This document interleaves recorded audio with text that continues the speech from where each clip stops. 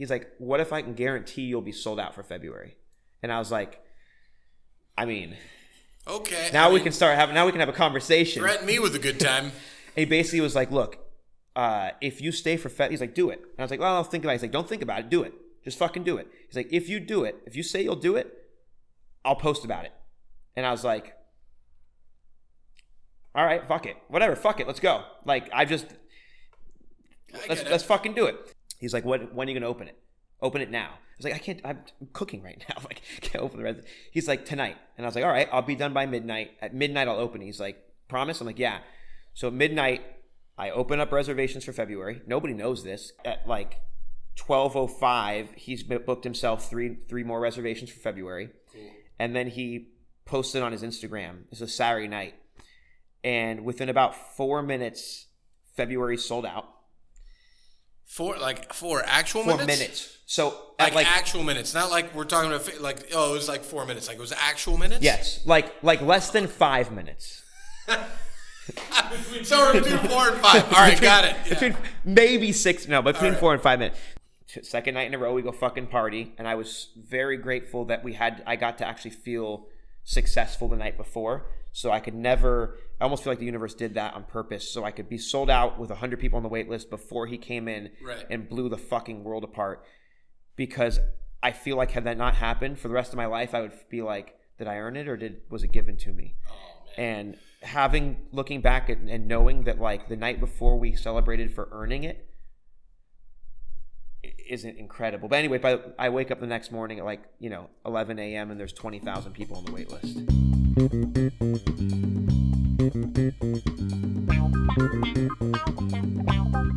I'm going to insert myself here because I want to get this out of the way.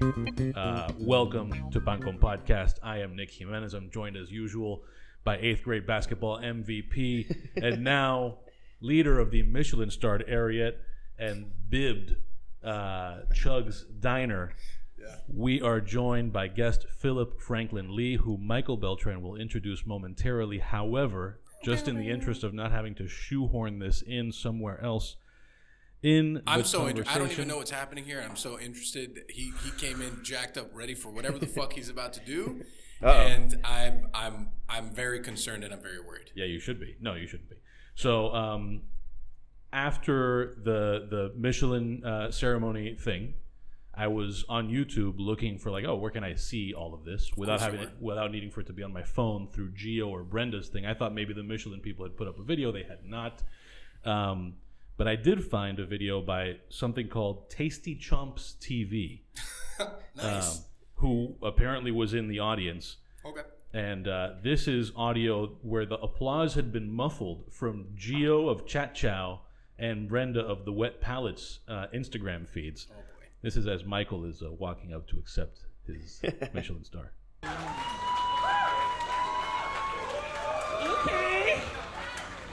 Okay, Michael Beltran with the cornrows.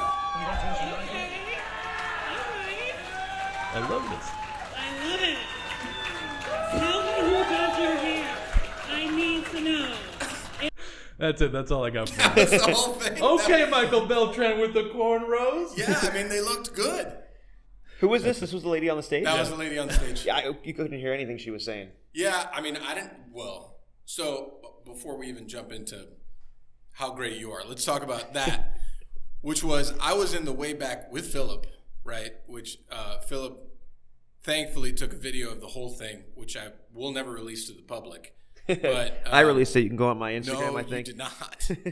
And so, when we were in the back, I didn't even hear them call Ariete's name. All I saw was Andrew Go Nuts, you were behind me, Val Chang, people was going, and then I looked up at the screen, and then our name was there. And I'm like, fuck. They just called our name. Well, the problem is, and I love him, but you can't understand anything that Gwendol says. No, you can't, but also, apparently, and I didn't get this memo, we were supposed to sit in the front. Anyone who was invited was supposed to sit in the front where the chairs were, and I definitely didn't do that. No. So I definitely didn't hear any of that. I'm actually shocked that I made it to the middle of the room, because previously I was in the back bar, the farthest bar by the front door. No, I know. We were trying to get you corral closer. me in. Yeah, I remember. All right. Now that that's done, Phillip Frankland Lee, thank you so much for being on the show. I will say I met Phillip, I think it's been a total of 2.5 weeks. 3 weeks, maybe? We met in Austin, right? That was, it couldn't have been even a month. Right. We became fast friends. We spent a lot of time in the last 3 weeks very quickly. And I was fortunate enough to go to Austin and dine at one of your establishments and have a great time. And so thanks for being on the show. Thanks for having me. So since you came in and you asked what the show is like, basically it's a little bit of mayhem, and that's cool. But we want people to get to know who you are and what you do, and then we go into talking shit after that. Cool. So take it from there. Who I am and what I do? Well, how you got started and how you ended up in going from LA to Austin to now Miami. Sure. We got like 3 hours for this story, right?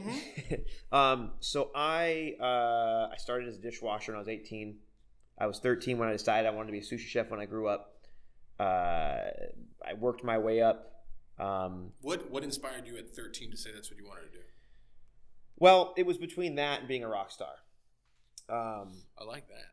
I'm a drummer, and I was playing in bands at the time, but I was also like a little skate punk who like also, wanted a bread machine so I could bake bread. So like, Interesting. I was the kind of kid who would like go get in fights at school, but also would like want to go home and bake bread and cook and stuff like that. And so, when I was a kid, I just got super, super into sushi, and I was super into food. And at 13, I started buying sushi books. Where was this again? In the San Fernando Valley of Los Angeles. So I lived like across the street from an Asian market, and you could go in and you can get like saku blocks of tuna and yellowtail. And cool. So I would go in and I would like, they would have warm rice. You could buy the rice. I'd buy the saku blocks. I'd buy the little tube of, wasabi at like 13 years old. I would take it home, and then I would make my own nigiri, and I had little books on how to like, make the rolls and how to make nigiri and the whole deal. Mix my wasabi paste into the soy sauce. That's dope. At 13. Yeah. I loved it. And so then, fast forward, I dropped out of high school when I was, I want to say 15 and a half. And went and lived on the road playing music. And then started cooking on and off tour. I would just, I didn't want to work at Starbucks or Jamba Juice, so I got a job as a dishwasher at a catering company.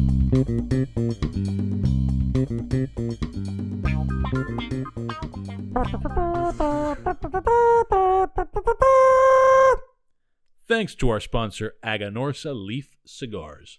Aganorsa Leaf is renowned throughout the world for its signature flavor that possesses all the great attributes of Nicaraguan terroir, along with classic Cuban aroma and flavor. Aganorsa Leaf is pleased to announce a brand new edition of Guardian of the Farm, Cerberus, named after the mythical three-headed hound that stood watch at the gates of Hades. This exciting new Nicaraguan puro uses 100% Aganorsa leaf tobacco and is wrapped in Aganorsa's new Corojo 2012 cover leaf, which adds a level of complexity to the blend, adding light spice and a rich, smooth body to the blend.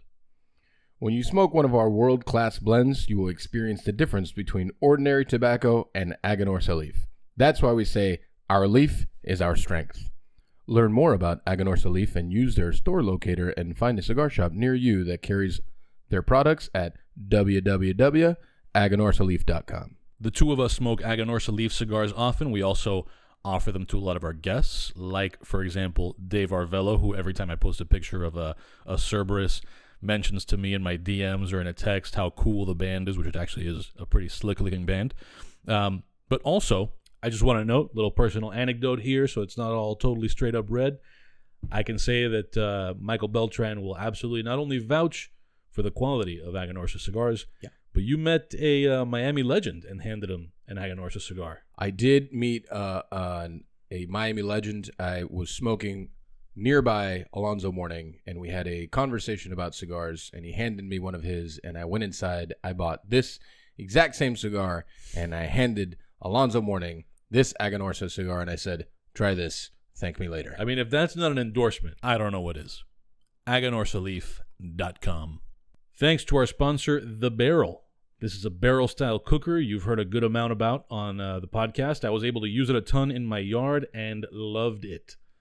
It is a unique design, a conversation piece, and most importantly, at least to me, an easy-to-use cooker with loads of capacity for ribs, chicharrón, chicken, cheese, fish, burgers, and that is just a list of the stuff that I was cooking all at once in a cooker not much wider than I am, although I'm pretty wide these days.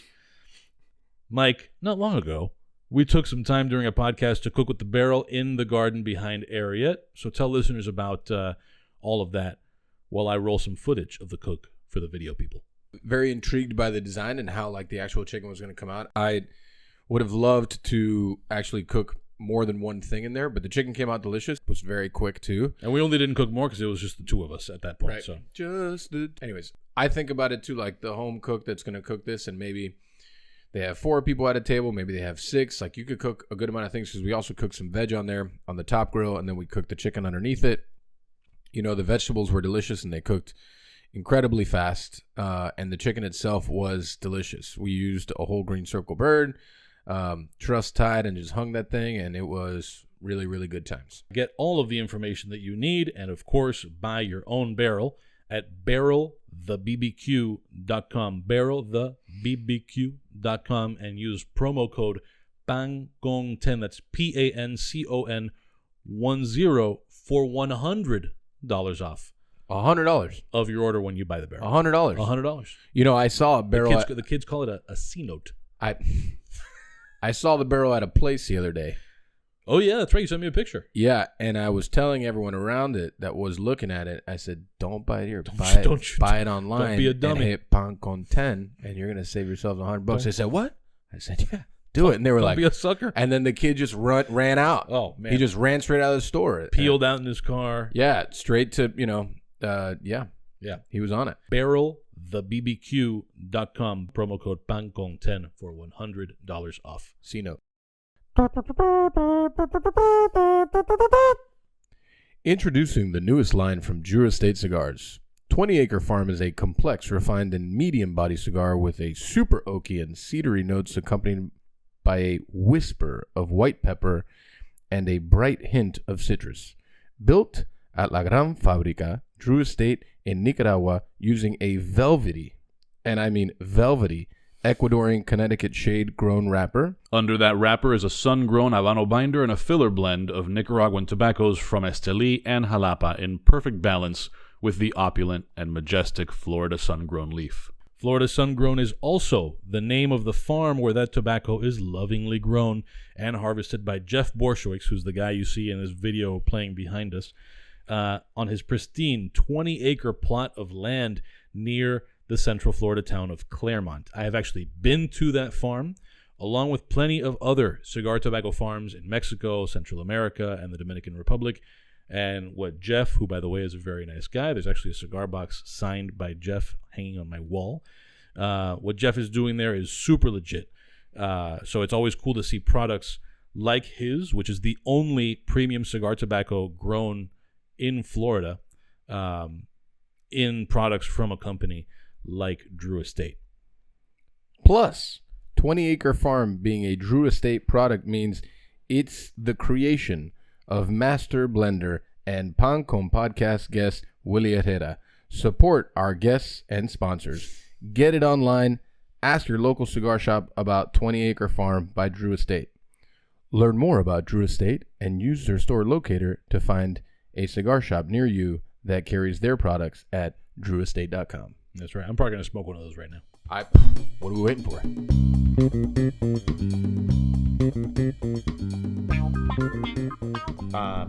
Actually, my godmother owned a catering company, so she said, "I'll introduce you to our chef." And owners, good owners, are like, "I'll introduce you to the chef, but that's as far as I can do. I'm not going to force the chef to hire you." Right. So I went in. I was like 18. My interview was family meal, and the chef was like, "Okay, I'll hire you to wash dishes." Love that. And so I did, and she told me, I was really bummed. I was like, why can't I want to cook? I don't want to wash dishes. She said, you need to wash the dishes because you need to understand how this works. And the deal was, the faster you wash the dishes, the faster I'll teach you how to cook.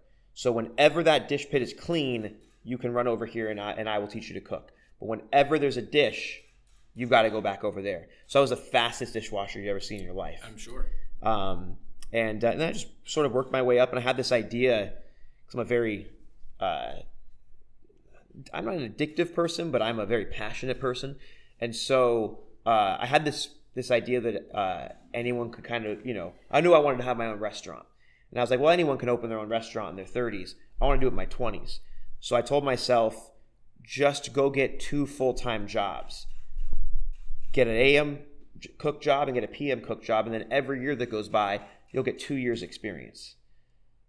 I like that. So after... they just don't build them like that anymore. That's not like a common thing you hear in today's world. No. And then I learned, then I went from doing, an AM job to a PM job to working in restaurants where you work from AM to PM. Oh yeah, and life changes. But then I was ready for it. And so then I became a sous chef at 22, I think. Executive chef at 24, opened Scratch Bar, I think at 25. And Scratch Bar was about to be 10 years old. Crazy. Yeah. And so yeah, my wife and I, we started our first restaurant in a coffee shop. Basically, the deal was there was this coffee shop that was open from they had a full kitchen and they had a counter, and they basically wanted to hire me to consult on fixing their breakfast menu. And I went in, met with the guy, saw it, and he's like, "Do you want to do it?" And I said, "Yeah." And he goes, "How much will you charge?" And I said, "Nothing." And he goes, "I don't get it." I said, "Well, you close at 4:00. You have this beautiful space. I don't want to do a pop-up. I actually want to do a dual restaurant here. So I'll run your coffee shop, and my sous chefs will all work for your coffee shop in the morning for free. And then at 5:00, we're going to turn the sign around. It's going to be called Scratch Bar, and we're going to run a tasting menu only fine dining restaurant at night." Amazing. And the guy was like, "You're going to work for me for free, and all I got to do is let you be in here when we're normally closed?" Sure. Yeah, I mean, it made sense for him at the time. Yeah. Like I said, I was 25. My background is a, snot-nosed punk rock fucking skateboarder. So maybe a month in or so, comes to me and says, I want you to maybe focus a little bit more on the morning stuff. And I was like, no. We have a deal. I do this. You get a new menu every quarter, blah, blah. But I used to be a hothead. So that conversation ended with, "Fuck you, I'm out." Amen, amen, sir. And we literally, I remember going home that night and crying in the shower because I was like, I guess my restaurant just quit its location, and we're sold out all next week. What the fuck are we gonna do? So we gutted our 1-bedroom apartment, and we were able to seat, I think, 28 guests in our 1-bedroom apartment in Hollywood. And one of my cooks put on a fucking orange vest, got parking tickets, got people into the building, and we ran for 2 weeks as a full-blown fucking 18-course tasting menu restaurant out of our apartment. Wow. While we were there, one of our diners, this guy from London, was like, "This reminds me of the punk rock scene in the 80s, and this is so cool, the energy, blah, blah." He's like, "I have a space in Beverly Hills on Restaurant Row. There's no restaurant in there. It's a restaurant space, fully permitted. It's mine, but I don't have a restaurant. You have a restaurant in your fucking house, apartment. You want to go 50-50? I said, "Fuck yeah." So the next week we opened next door to Matsuhisa's flagship original location, across the street from Lowry's. Wow. And then from there, we just, after about 2 years, I split with him and went. And for the first time, about almost 3 years into Scratch Bar's life, my name was on the lease. And that was 2015, I think it was. And from there, we've just, So it's been in the same location since then? Yeah, we've been in the same location since 15. So we opened, I think, in 13 in Beverly Hills. And then I took it back to Encino. So you don't know where Encino is, right? No. People who live in LA don't know where Encino is. It's in the heart of the valley. It's where I grew up. It's on the second floor of a 3-story mall, basically an outdoor shopping plaza. There's a carousel out front. We're next to a CPK, and people are why are you here? And I was like, well, CPK means California Pizza Kitchen, just so people have an understanding. got it. Well, Yeah. I say it like No, I like got you it. know No, what I it understand. is. It's just for Middle America. Is that your demographic? Mainly Salina, middle- Kansas. We're big in Salina. We're big. It's a big deal. But I grew up riding that carousel in the front. So I was a camp counselor at Camp Encino. Where Scratch Bar used to be a 31 Flavors when I was a kid, Baskin Robbins. That was my Baskin Robbins. So I ended up taking over 4 suites, actually 5 now, in the same plaza next door to each other. Kind of like what you have here. Smaller scale, but people were like, why are you there? And I'm like, because this is where I grew up. Right. So the idea was, I'm going to go over the hill, right? And I'm going to go to Chicago, and I'm going to go to, and I'm going to learn how to cook. And then I'm going to come back to where I grew up, and I'm going to put a restaurant where there's never been a restaurant before. Amazing. The Valley's known for fantastic hole in the wall. We have fantastic ethnic cuisine. Sushi's amazing. But there was nowhere that you can go. Even today, we've been there for 7 fucking years. We're the only tasting menu restaurant within probably 10 miles in any direction. Wow. Actually, we're the only 4 restaurants. We have 4 tasting menu restaurants in that plaza, and then that's it. There's nothing. All yours. All ours. Okay, got it. So still you. Yeah. But yeah, tasting menus became my thing. Is I don't like to do a la carte. I've tried it. I've done it. I didn't find the passion in it. And when you don't have the passion, you don't find the success. Mm. Yeah, I mean, I have a good amount of love for a la carte. I think reason being, like, I've struggled with this back and forth so much. And I always thought about, like, when we opened up this restaurant 6.5 years ago, I wanted it to be a higher end restaurant that lots of people can come to. Maybe now it's not quite that, but it was really supposed to be something that you could still come here to this really nice restaurant and have a meal and not quite like break the bank. Yeah. And that's always why, I always believed in a la carte. Things have definitely changed since then. Our cheapest entree now is like $36 as opposed to before. The fucking world. Right, yeah. As opposed to before, it was like 19. So,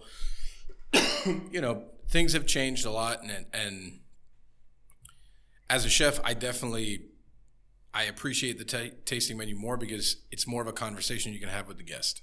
You get to let them know more about who you are and the kind of food that you appreciate and kind of the things that you want to like put out into the world through a tasting menu because you have more opportunity. And I mean, you have 7, 8, 9, 10 courses to do that as opposed to just one-stop shop. Yeah. I mean, we did, when I first moved to Encino, and again, Encino was not known for fine dining. The night before we opened, I pussed out and I took the entire 25-course tasting menu and made it available, all 25 courses a la carte. And I think it was a terrible mistake. And it took me about 2 years to claw back all the way to just being tasting menu only again. Right. But yeah, that's been my thing is if you've got a passion, and there are people who have passion for a la carte, I don't. I think it's because when I was like maybe 7 or 8 years old, my father was friends with this sushi chef in LA, and so he would take me there like after school, like while the restaurant was closed. We would sit in front of him, and I learned at like 7, 8 years old, you don't tell him what you want, you just tell him what you don't want, and then he'll feed you. And so even like today, if I look at an a la carte menu, I start to malfunction. Like I get anxiety. I don't like it. So and typically when like you go to an a la carte restaurant, it's very rare that like everything on the menu is really good. Usually the apps are better than the entrees. Oh, I mean, I think entrees is where people struggle the most. It's hard to make anything that big good. Yeah. Because the thing is like an entree is like 15 bites. And that becomes very monotonous. It's either way too crazy if you're going to be able to like explore stuff. You want to take like 2, maybe 3 bites and be like, wow, that was fucking awesome. What else you got? Yeah. I mean, 28 bites is usually like what you look for in a tasting menu. I definitely understand like the a la carte thing. It's just since I love old school French cuisine so much, it's like the proper entree to me means so much. Like the proper app, entree, dessert, like that 3-course structure is something that I've always understood super well. And I've always said it. I think where people struggle the most is like making an entree that is well-rounded. Yeah. You know, and you see a lot of it, right? Because the world is built off of like, I'm definitely not going to say tasting menus, but it's like the small plate culture, right? Like, you know, we recommend that you buy several of these small dishes. Yeah. I think that's a fucking cop-out also, because there is no structure to that either. You're not really giving them the cadence in which they should eat, as opposed to just saying, we just want you to spend a fuck ton of money. Yeah. And I always felt like that about like the small plate culture of the world, because Miami has a lot of that. It's basically a sellout move to just say like, just order a fuck ton of food. You know, like we don't care. We just order a fuck ton. If it doesn't make sense together, we don't really care either. It is kind of fun though to be able to like, again, if you want to try a bunch of stuff, I do like personally, I would rather eat a smaller plate of food than a bigger plate of food. So I do like being able to go with my wife and be like, all right, we're going to have 6 plates of food in front of us, rather than she's going to have something and I'm going to have something. I also think that because of your background, you could say, I want these 2 first, I want these 2, and then I want these 2. So I'm not going to say what restaurant. I'll tell you after this. Okay. But I recently ate at a restaurant that had just received some big accolades, and I was by myself. Wait, but what accolades? I'll tell you later. Okay. And, all right, got it. I kind of abide by, you know, remember Thumper's father? Remember what he said from Bambi? Thumper's father said... I remember Bambi, but I don't remember what Thumper's father said. He said, if you don't have anything nice to say, you don't say anything at all. Okay. So my compromise for that is that I'm just not going to tell you who I'm saying it about. Okay. But I think that it's important for this discussion. I went to, you know, they didn't offer a tasting menu. They offered a la carte, no problem. I look at the menu. I'm by myself, sit at the bar. And I can see the way the menu's built. The way the menu was built kind of seemed to me like maybe they didn't have the balls to do a tasting menu. Mm-hmm. But like clearly there was like, you can order like a single scallop. So like the menu is built as like tasting menu portions. Okay. I know I can see you trying to figure out what restaurant this is. I'm not going to confirm or deny. It's fine. But I ordered like 5 or 6. I'll tell you. I know after, but I want to figure it I out. ordered like 5 or 6 things, right?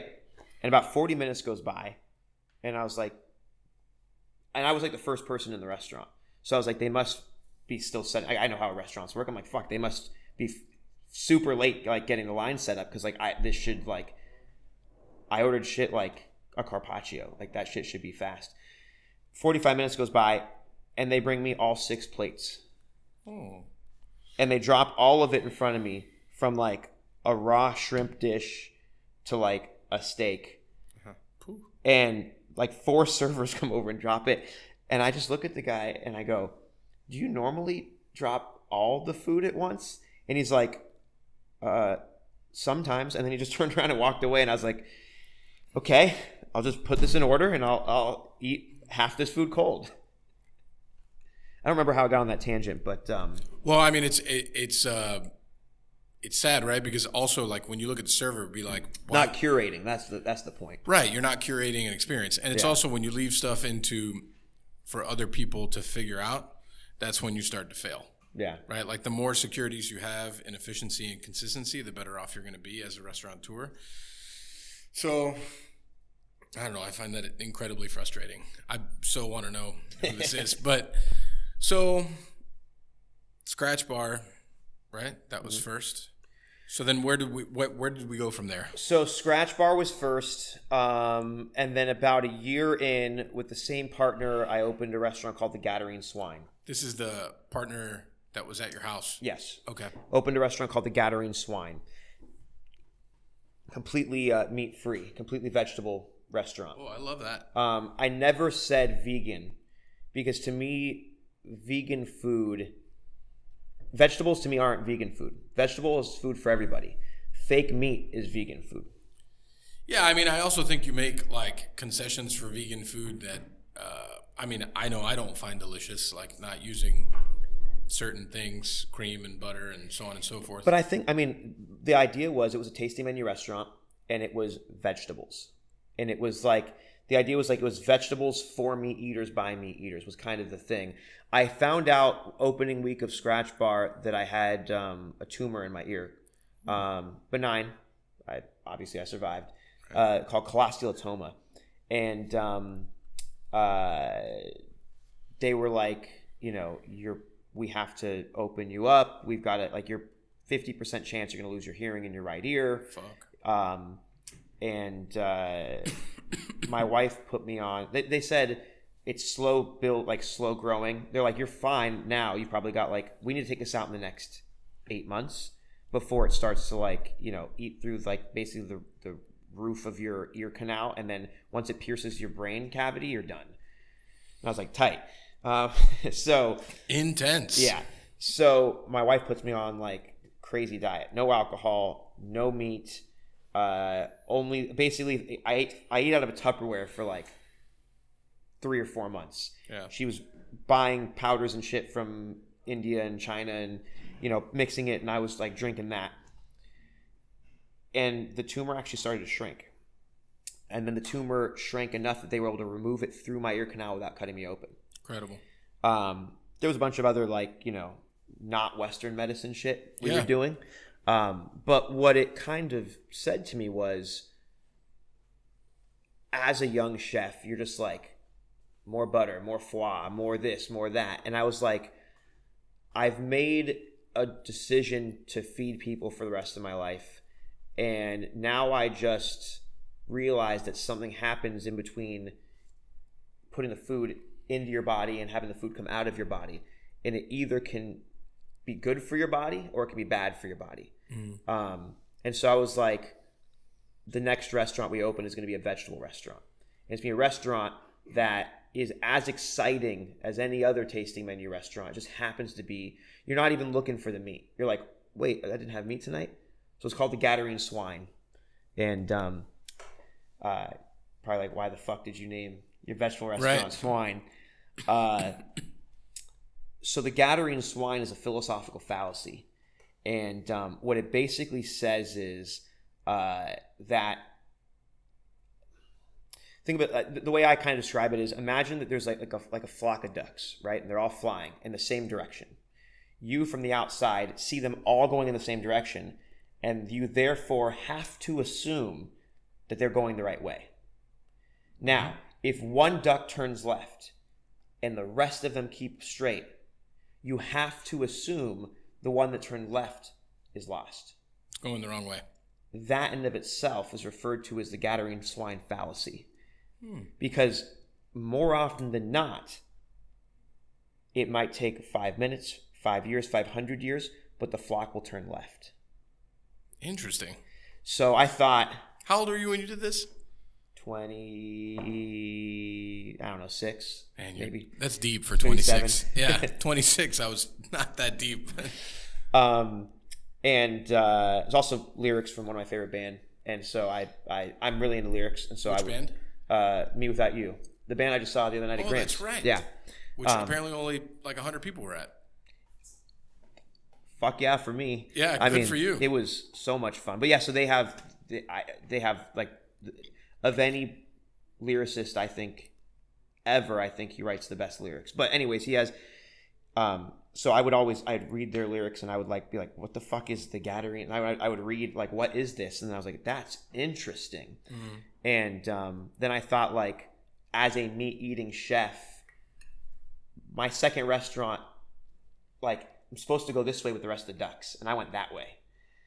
And that restaurant was named, Bloomberg said, best vegetable restaurant in North America. Amazing. We were in, we're on all the lists. And I ended up having a falling out with that partner.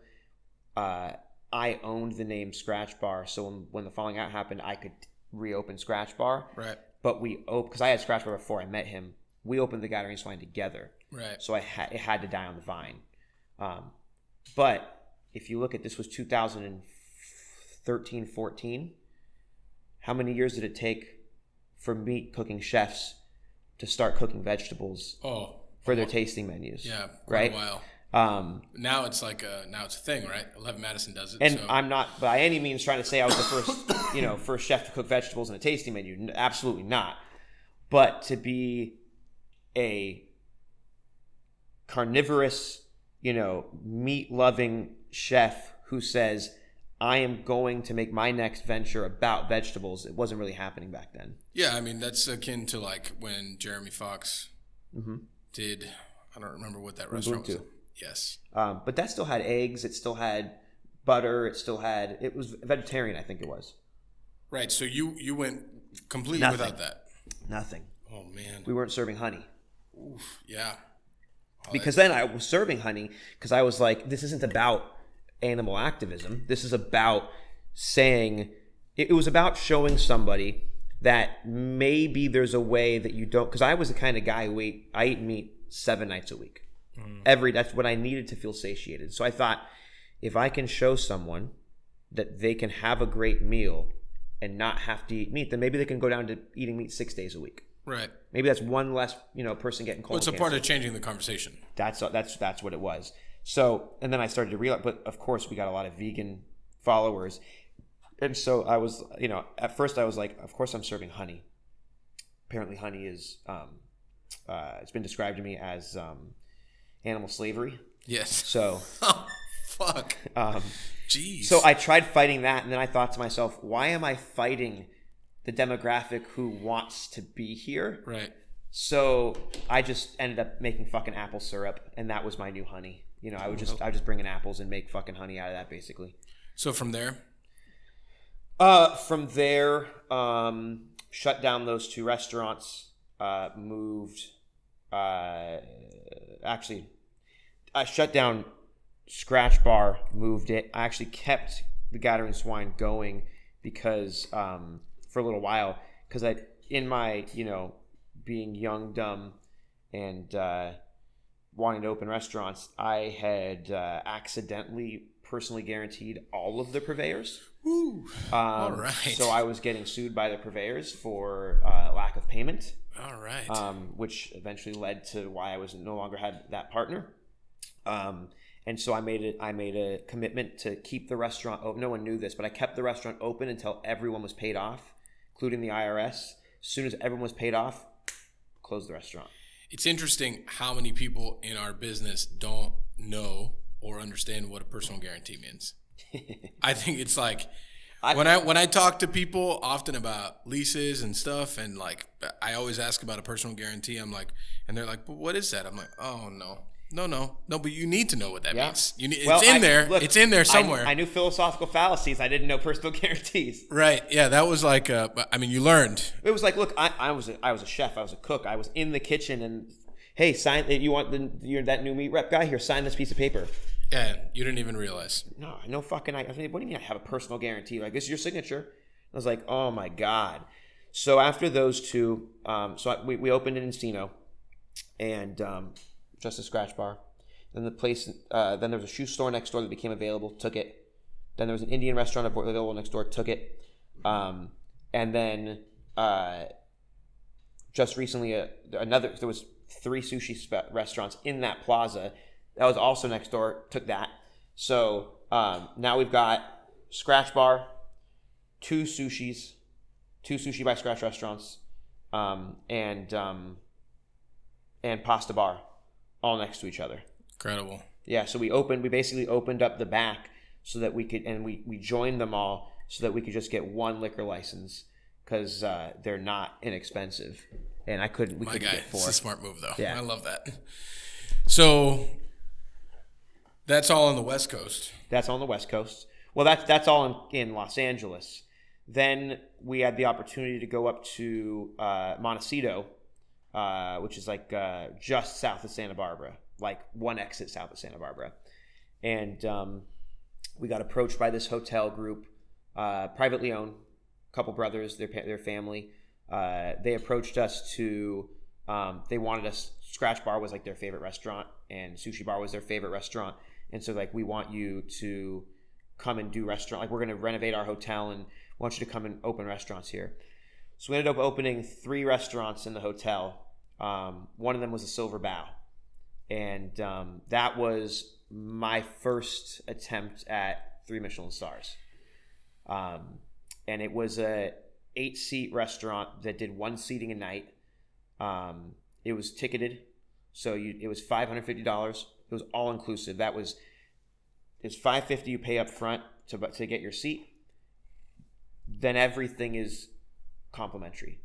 There is a beverage pairing. There are welcome drinks. There are after dinner drinks. It was an entire, Yeah, the whole thing. We called it an exercise in opulence. Ooh, I love that. And it was very dramatic. You would go into you would be taken. You'd like start in the lobby of the restaurant with champagne.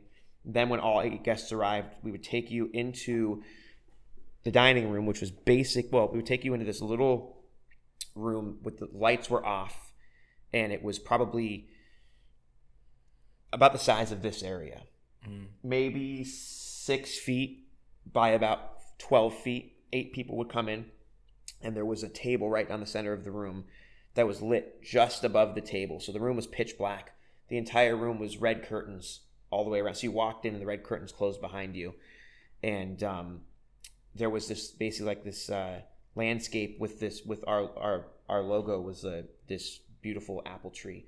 Because the silver bough is a story in Irish like mythological folklore. And I'm into that kind of legendary shit. No, I see it.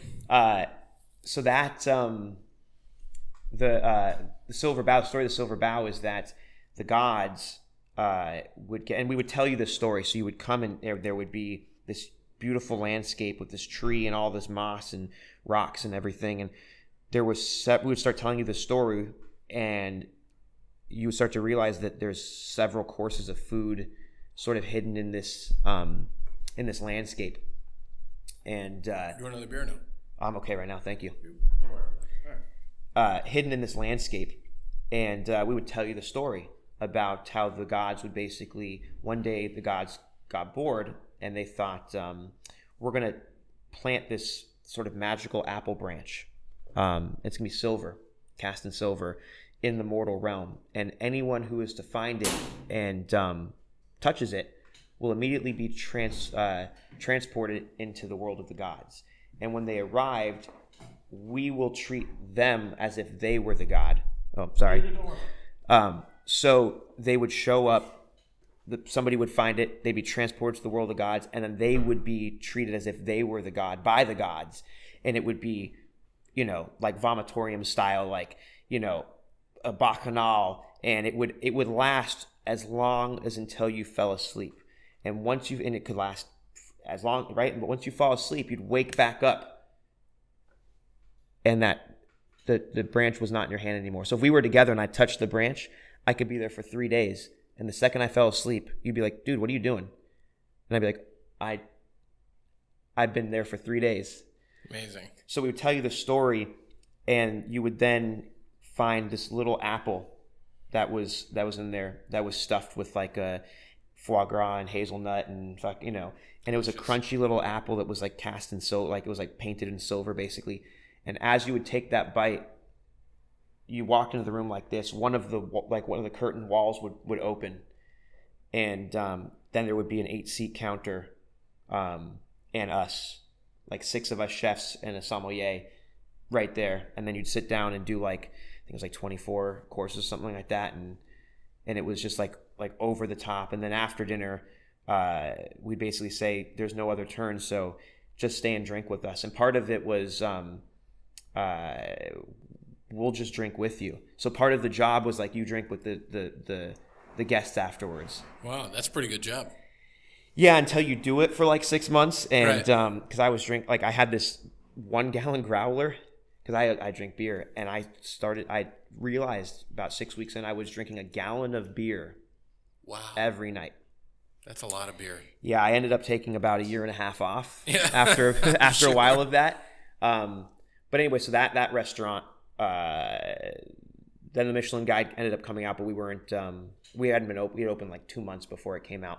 But then we ended up closing that restaurant. We sold it back to the hotel, but we left our sushi bar in the hotel. We ended up still getting a star in the hotel, which is great. That's cool. That's it for the West Coast, and then COVID happened. Oh, COVID. COVID happened. We were forced to. They told us, 2 weeks. You're gonna be closed for 2 weeks. Oh man, that's definitely not the case on the West Coast. Yeah, no, it was 2 years. So they said on March 15th, they said 2 weeks. We said, okay, not a big deal. Everybody go home. 2-week vacation. Then nothing, 2 months goes by and we're like, all right, we better start trying to do takeout. And so we tried takeout and it was actually incredibly successful.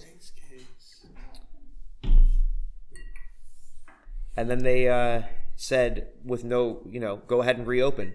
So we tried to reopen, but Scratch Bar, because of the parameters, we couldn't reopen it. And so we tried to keep takeout going with Scratch Bar because for Scratch Bar, we were doing a 9-course, we got faux china and plated beautiful dishes and put lids on them, and we'd send you home an entire tasting menu, pre-plated, ready to go. Sushi was doing the full 17 courses, and I filmed a whole virtual omakase from your POV. That's dope. But then they said go ahead and reopen. Sushi was sold out like that, and we went to from doing 200 Scratch Bars a night to 0 because people were like, you could go to a restaurant again. Why the fuck would I do takeout? Right. So we were forced to either make a decision, fire all the staff from Scratch Bar, or I had this bar next door that we hadn't reopened, and I was like, I don't want to move Scratch Bar to the bar because that's not what Scratch Bar is a thing. Yeah. So we should come up with a new concept. And so on a Sunday night, I had this idea for there's no good pasta around here, and I only do tasting menus. So what if we do a pasta tasting menu? So we did it, and I'm 6 months later, we got a star there, and I was like, I guess we're gonna make this a real restaurant. But yeah, and then they shut us down. So then they kept moving us indoors, outdoors, and they finally shut us down for Christmas of 2020 and said, no more patio dining. Patio dining is too dangerous. You can't eat outdoors. Not outdoors, not indoors, not anywhere. No. So I took a roll call from the team and said, who's willing to relocate to another state? Because it wasn't LA, it was California. California. Right, it was the whole thing. Yeah, you could not, it was too dangerous to eat outdoors 10 feet apart at that time. And so enough people raised their hand. I said, okay, I'm gonna go look around the country, and I'm gonna find some places, and we're gonna go work somewhere else. So I've got a lot of friends in Austin. I ended up going to Austin. On my flight to Austin was the first time during the pandemic that I started seething with rage. I got to LAX. I'm leaving the state to go find another place to work because I can't work here because it's too dangerous to cook on the patio.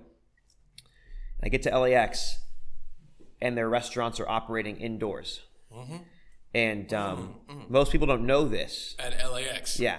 Oh, that's nice. You know who owns the restaurants at LAX? No, sir. The city of Los Angeles. Oh, so, wow. So the city, oh, man. The city I had no idea this was a thing. The city was operating restaurants indoors for profit when I had to shut down my team and lay them off for Christmas because I couldn't operate outdoors. Fuck.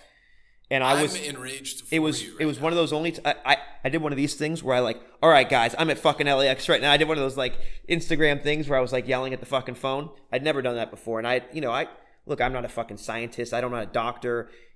Look, you tell me to do this, I do my part. I don't really ask too many questions. It's right. I cook. You don't tell me, you do politics. Right. I get it. But when I saw that, I was like, fuck that. Yeah. So I got on a plane, flew to Austin, landed there, and so you think this is moving fast. 6 days later, after I landed the first time in Austin, we were open to the public. Incredible. Yeah, so what we did, I found a space, and this really cute little Japanese restaurant called Bento Picnic, and I got introduced to the chef there,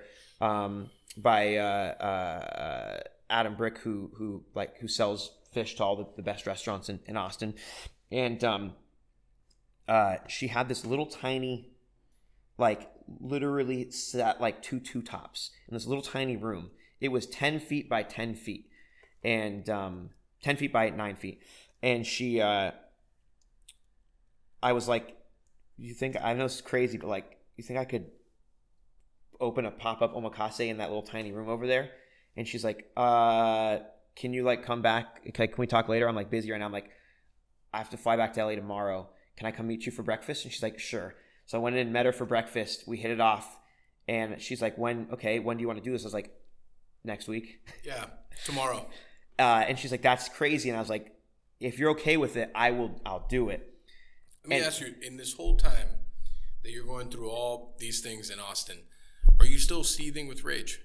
No, I move on. Man, because I cannot fathom how wrong that would feel and just like super fucking pissed that entire time. I used to be someone who held grudges. I used to be a very angry person.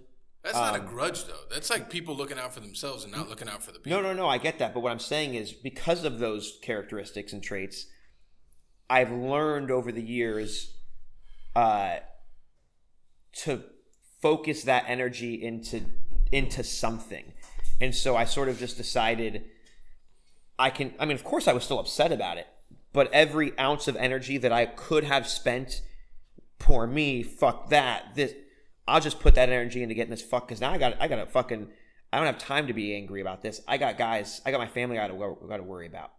So I got to find some, it's Christmas time and I got to lay everyone off. Fuck that. So 6 days later, we fly into Austin the night before we open. I go to Floor and Decor. I buy fucking, folding tables. I put butcher block countertops on top of them. We work out of Cambros with ice. We fly with all of our mise en place, and we open to the public, and it worked. It worked out so well. People tell me loved about it. The first night. I don't fucking remember. I think the first night. So the first week or so was actually pretty slow.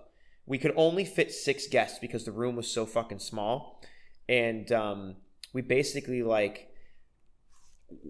there's like windows behind us. You had like little sake bottles like in the windowsill. We're like working out of like little igloo coolers. It was a mess. But so we tried. So we have PR in LA and we have a following, and so we're like, hey, PR, contact Austin, and all the media in Austin was like, we're not going to promote this. We're not. 2 reasons. One, Austin wasn't shut down, but that didn't mean that a lot of the writers writers thought that we should be shut down. And so Austin is probably one of the more liberal parts of Texas, no? Of Texas, yes. I don't know much about Texas in general. That's all I hear from. Yeah. So there was definitely a sense of we don't think it's responsible for you to be opening, so we're not going to tell anyone. There was also a sense of we're trying to support our restaurants. There's not enough room on the boat, dude. Don't get on my fucking boat. There's a little bit of that as well. But again, I was a 6 feet fucking restaurant. You can spare 6 people. Right. And again, all I'm trying to do is provide. I was going there. I'm going to lose money. This is so that my team can have jobs for Christmas. I think a lot of people in the process of COVID, I've had this conversation several times, in the process of COVID, in the process of the whole thing of reopening, closing, how we operated, a lot of it barrels down to the fact that we just wanted to provide for people. Yeah. Us personally, we let go of 137 employees. And, we were shut down for a much smaller time than what you guys were. But I just wanted to get them back to work. We went from 137 to, I think we had 27. And then as we started to work our way through it, then we got up to 47. And then we got up to 70. And then we got back to full force. But it's really just, there's people and they want to work. You just have to be able to provide work for them. And that's what it was. And so we were going to, LA again said, we're only going to be closed for, 3.5 weeks. So we were only going to go do a pop-up. No, 6 weeks. So we're only going to go do a pop-up for 6 weeks. So nobody wants to promote us locally. Fine. Totally cool. We have a mailing list. We've got, we've been around for a long time. People people care about us, and we run our restaurants like a family. So when you're a diner and when you're one of our guests, and especially if you're a regular, like, everyone by name, they know you by name. It's just, our restaurants are fucking 10 seats. Like, we know proper hospitality. And so we basically sent out a newsletter that said, hey, we're shut down. We're taking our team to Austin because everybody needs a job for Christmas. Please, if you know anyone in Austin, tell your friends to support us. And that right there sold, I'm going to say we were 50% sold out for the 6 weeks, just like from that push right there. Everyone telling their friends, you got to go. And so when we first got there, but again, this was like 4 days before we opened. So we were not busy the first week we were open. And then through that, we just, we started going, and then word of mouth, people were like, dude, this is fucking... In that sample size of like, and I ask this just because I'm a self-talker. So in that first week, were you like, man, did I fuck up? No. I believed in it. My partners didn't believe in it. Some of the people on my team didn't believe in it. It took a lot of fighting to make this happen, because it was like, think about it. We're in LA. We just shut the state just shut down. You want to go invest $25,000 while we have no revenue in opening next week in a place that won't promote us. That's a hard... You want to do, that's a bad idea. On paper, that's a bad idea, but I believed in it. And I said, I'm going to go myself, and I am going to work with these guys, and I am going to make it successful. We are going, not me, not like I'm the golden goose, but like... I get it. I believe that if you don't take no for an answer, no's not possible. Somebody's got to be crazy enough, though, to come up with the idea to say, like, this is a good roll of the dice. Yeah. And I believe that. And it's like, and I understand it too. It's like, I as in we, yeah, like the family of us is going to go do this thing, but someone's got to be fucked up enough to be like, this is a great idea. As everyone else is like, that's not a great idea. Like, this is a great idea. Well, look, you stop moving, you die. And that's really what it was. Yeah, but it's also like that whole time period, right? It stopped the world. Yeah. Right? So a lot of parts of the world started to like kind of fall apart because everything was at a stalemate.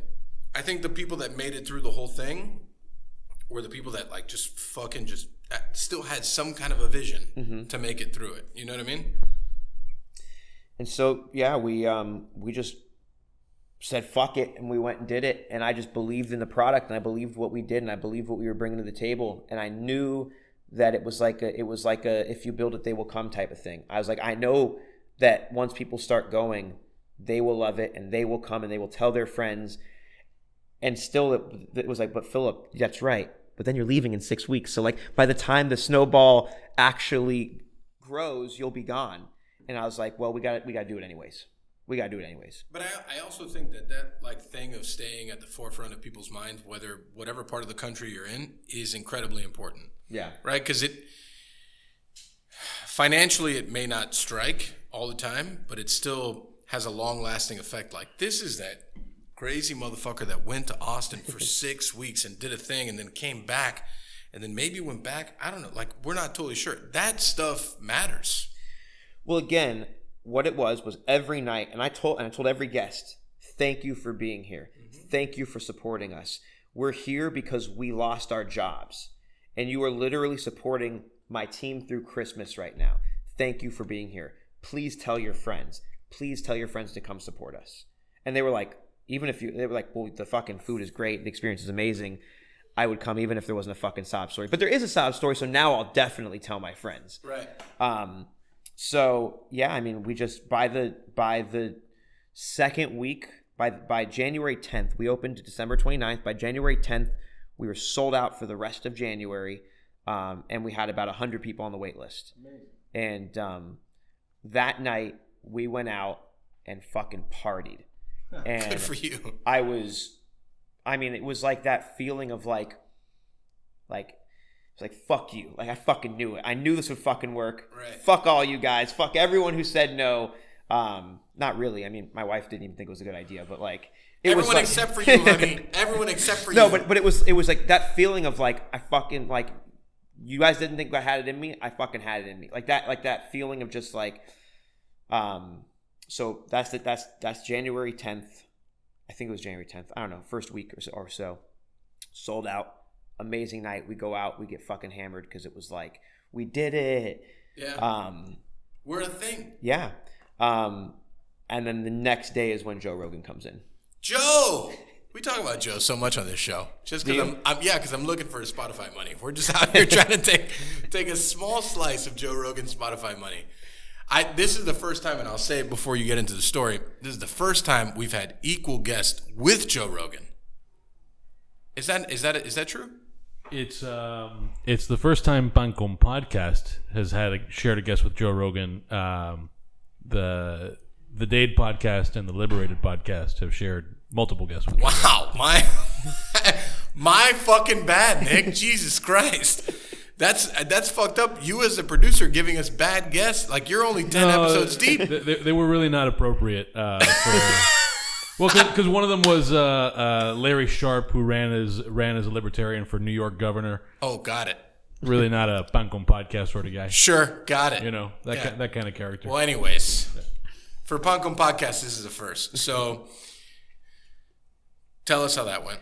Yeah, so I didn't know he was coming in. It was under his wife's name, not his, and they came in. Again, the fucking restaurant was only this table and a half, right? So 6 guests in a row, me here, me in the middle, my 2 chefs, my bartender.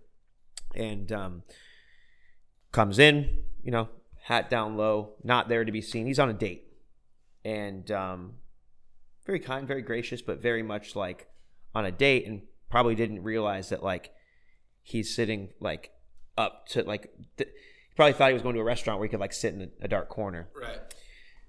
So we start, and obviously you're sitting right in front of me, and I like watching people eat our food. I like to see their reaction. I like to play with them a little bit, and I kept watching like him and his wife, and they were like they take a bite and like, oh fuck, like that was good. And about 2/3 of the way through the menu, he started talking just a little bit. 17 courses. Yeah. Actually, I think almost the same menu as what you had. Because every time we open a new location, I open with almost that same menu. Yeah. Do what you know. Well, it's the greatest hits, right? It's the greatest hits. Fucking the restaurant's almost 6 years old. Been through 1,000 dishes. These are, if we're gonna go to a new market, it's like I'm gonna start you with the one we're gonna make every list, and then we'll start fucking around a little bit.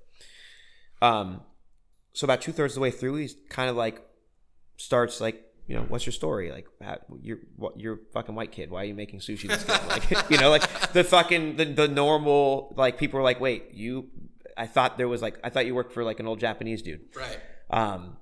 And I was like, no, it's just me. I grew up, wanted to be a sushi chef since I was a kid. What are you doing here in this little fucking? Why are we in the side room of some other restaurant? Tell the story about the team, the whole deal, and then he's like, I just moved. He's like, I just moved to Austin. You guys should, how do I get this again? I was like, well, unfortunately, we're sold out for. I love that. And sorry, pal. I mean. Next time you're in LA, if we open again, whenever California lets us, he's like, no, how do I get this? Like, stay? You should stay. And I was like, I can't stay. I have fucking so many responsibilities in California. Like, I can't, I'm here because I can't be there. But as soon as I can be there, I'm going back. And he's like, what if I could he's like, well, why don't you stay for February? And I was like, he's like, what if I can guarantee you'll be sold out for February? And I was like, I mean, okay. Now we can have a conversation. Threaten me with a good time. he basically was like, look, if you stay for he's like, do it. And I was like, well, I'll think about it. He's like, don't think about it. Do it. Just fucking do it. He's like, if you do it, if you say you'll do it, I'll post about it. And I was like, all right, fuck it. Whatever, fuck it. Let's go. Like, let's fucking do it. And so he's like, here, stand there. He takes a picture of me in front of the sign and everything. He's like, give me all your information. He's like, when are you going to open it? Open it now. I was like, I'm cooking right now. Like, I can't open the rest. He's like, tonight. And I was like, all right, I'll be done by midnight. At midnight, I'll open. He's like, promise? I'm like, yeah. So at midnight, I open up reservations for February. Nobody knows this. It's, at like 12:05, he's booked himself three more reservations for February. Cool. And then he posted on his Instagram. It's a Saturday night. And within about 4 minutes, February sold out. Four actual 4 minutes? minutes. So like actual minutes, not like we're talking about it was like 4 minutes. Like it was actual minutes? Yes. Like less than 5 minutes. So we're between 4 and 5. All right, got it. Yeah. Between maybe 6, no, but between 4 and 5 minutes. So he basically says, no, he doesn't. He just, so he posts online. Just imagine, we all follow him online. We follow people online. It's 12:30 at night, Central Time, on a Saturday night. Enough people were on Instagram within that much time that they booked, and we released, I don't know, 800 seats for February or something like that. 4 minutes, sold out.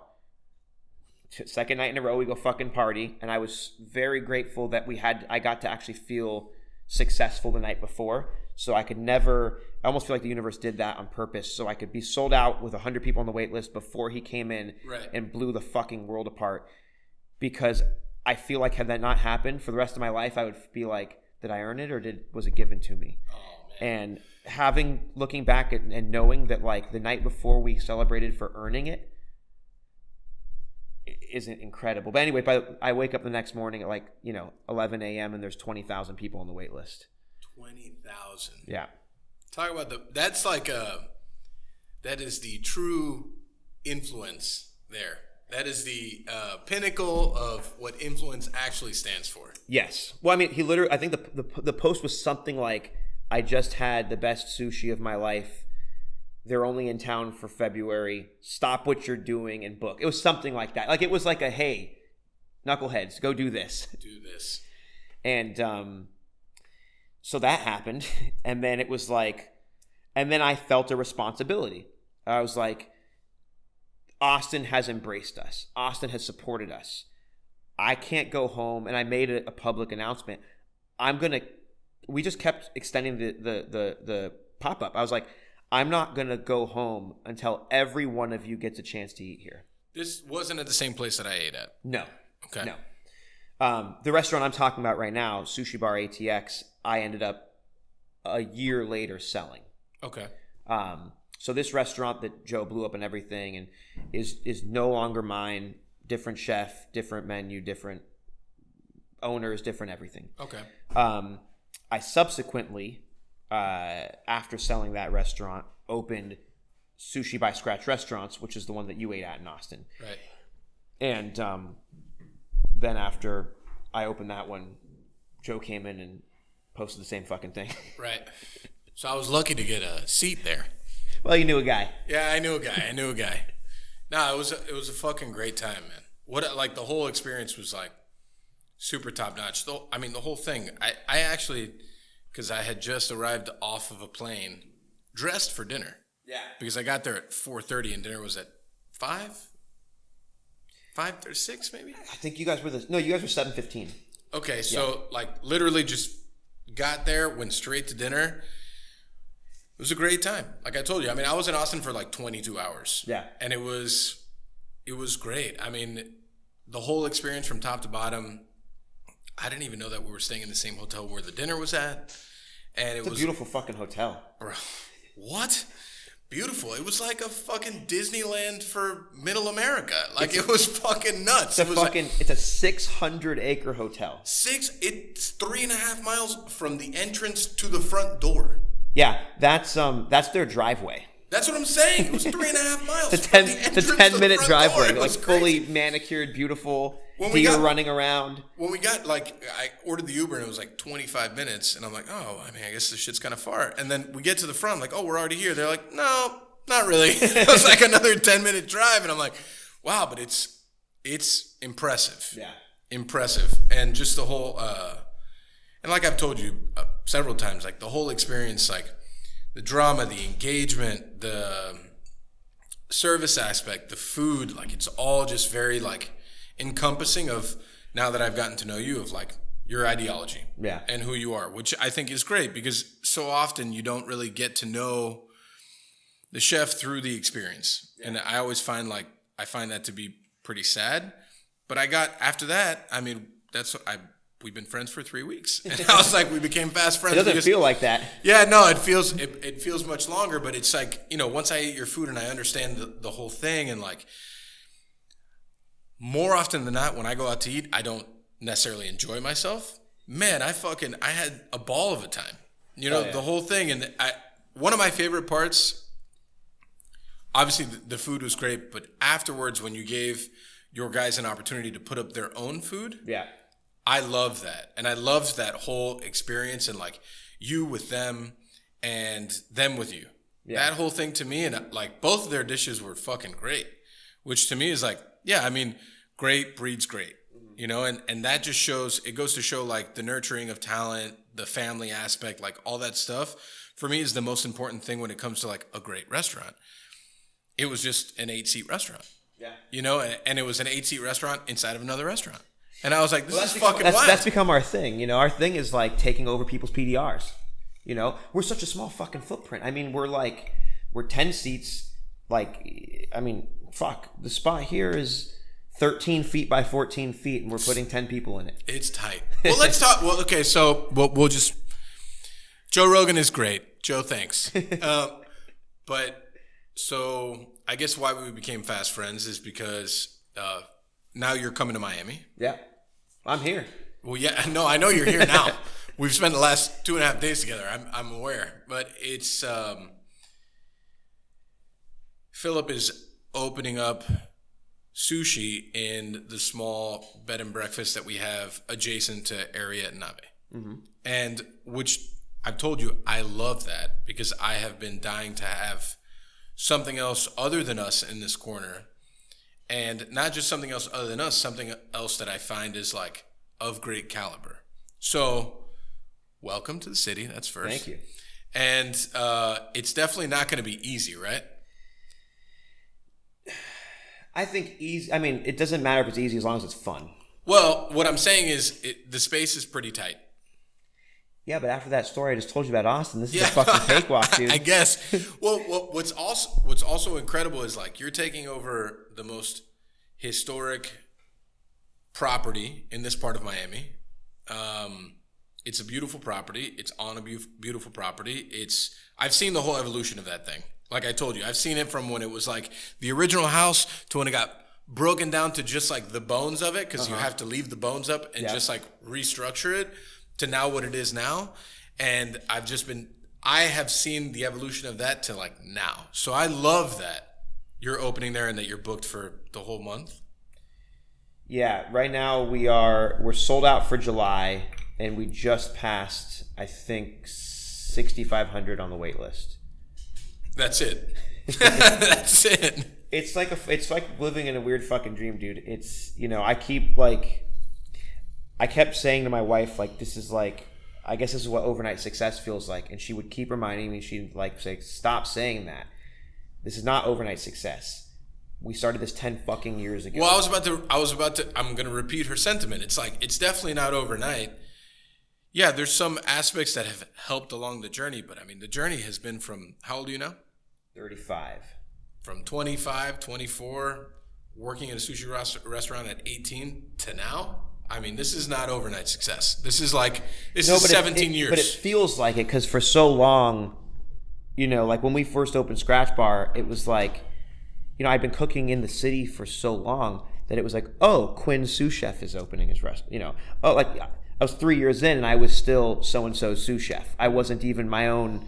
I wasn't like, I know how that feels very well. You So know, you don't have to tell me. I know how that feels. and so then like for years you almost I don't know if you deal with this, but I have like hardcore imposter syndrome, like hardcore. I mean, I think when it comes to a point, it's like, dude, you think about it, like we're so used to struggle That when success comes, you feel like you don't. You feel like, wait a second, hold on, am I gonna wake up from this? Yeah.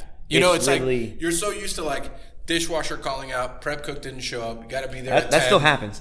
It does still happen. It's just a little bit easier when you have the financial security of knowing that people want to come to the restaurant. Absolutely. I mean, dude, just like in the space that we're sitting in, the struggle that has lived here is intense. So to see where it is now, I'm just kind of like, I don't know, is this real?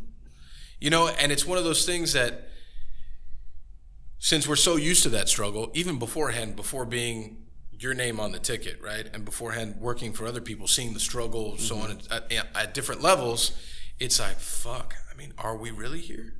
Because we also see so many other people still struggle. Yeah. And still go through so many of the things that you've been through and I've been through. And it's like, I know what you're feeling.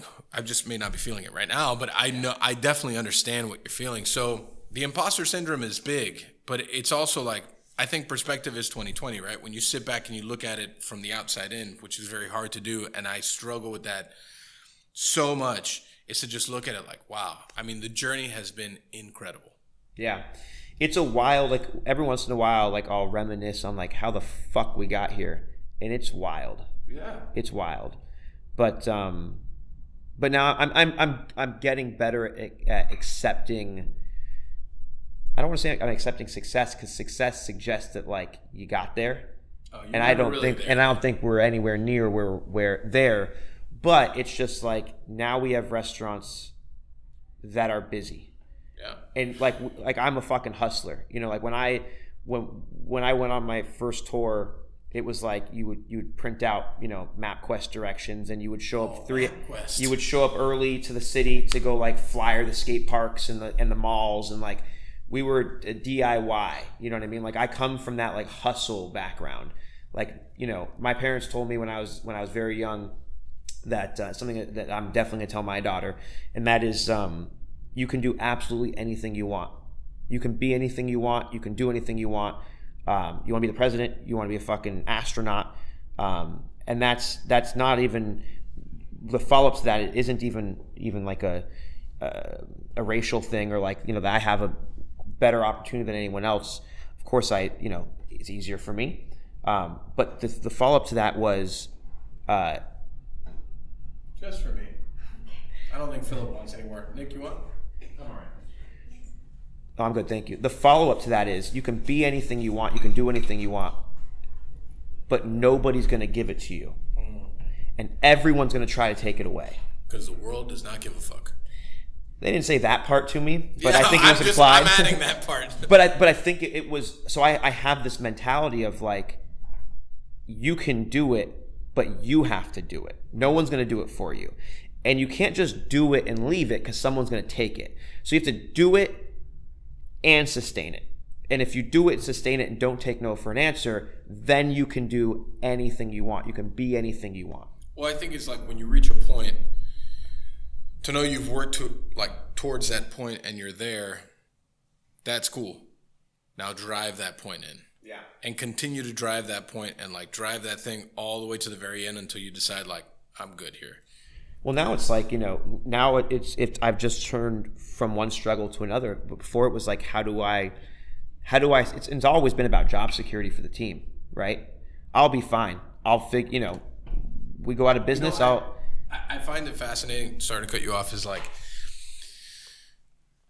the old ideology of like a restaurateur and people who own restaurants and stuff is like one of like, they're just looking out for themselves, right? And the more I talk to people like us, younger, whatever, struggle to success, however you reach that point, it always comes back to that one thing that you just said, which is security for the team, looking out for the team, always being about the team.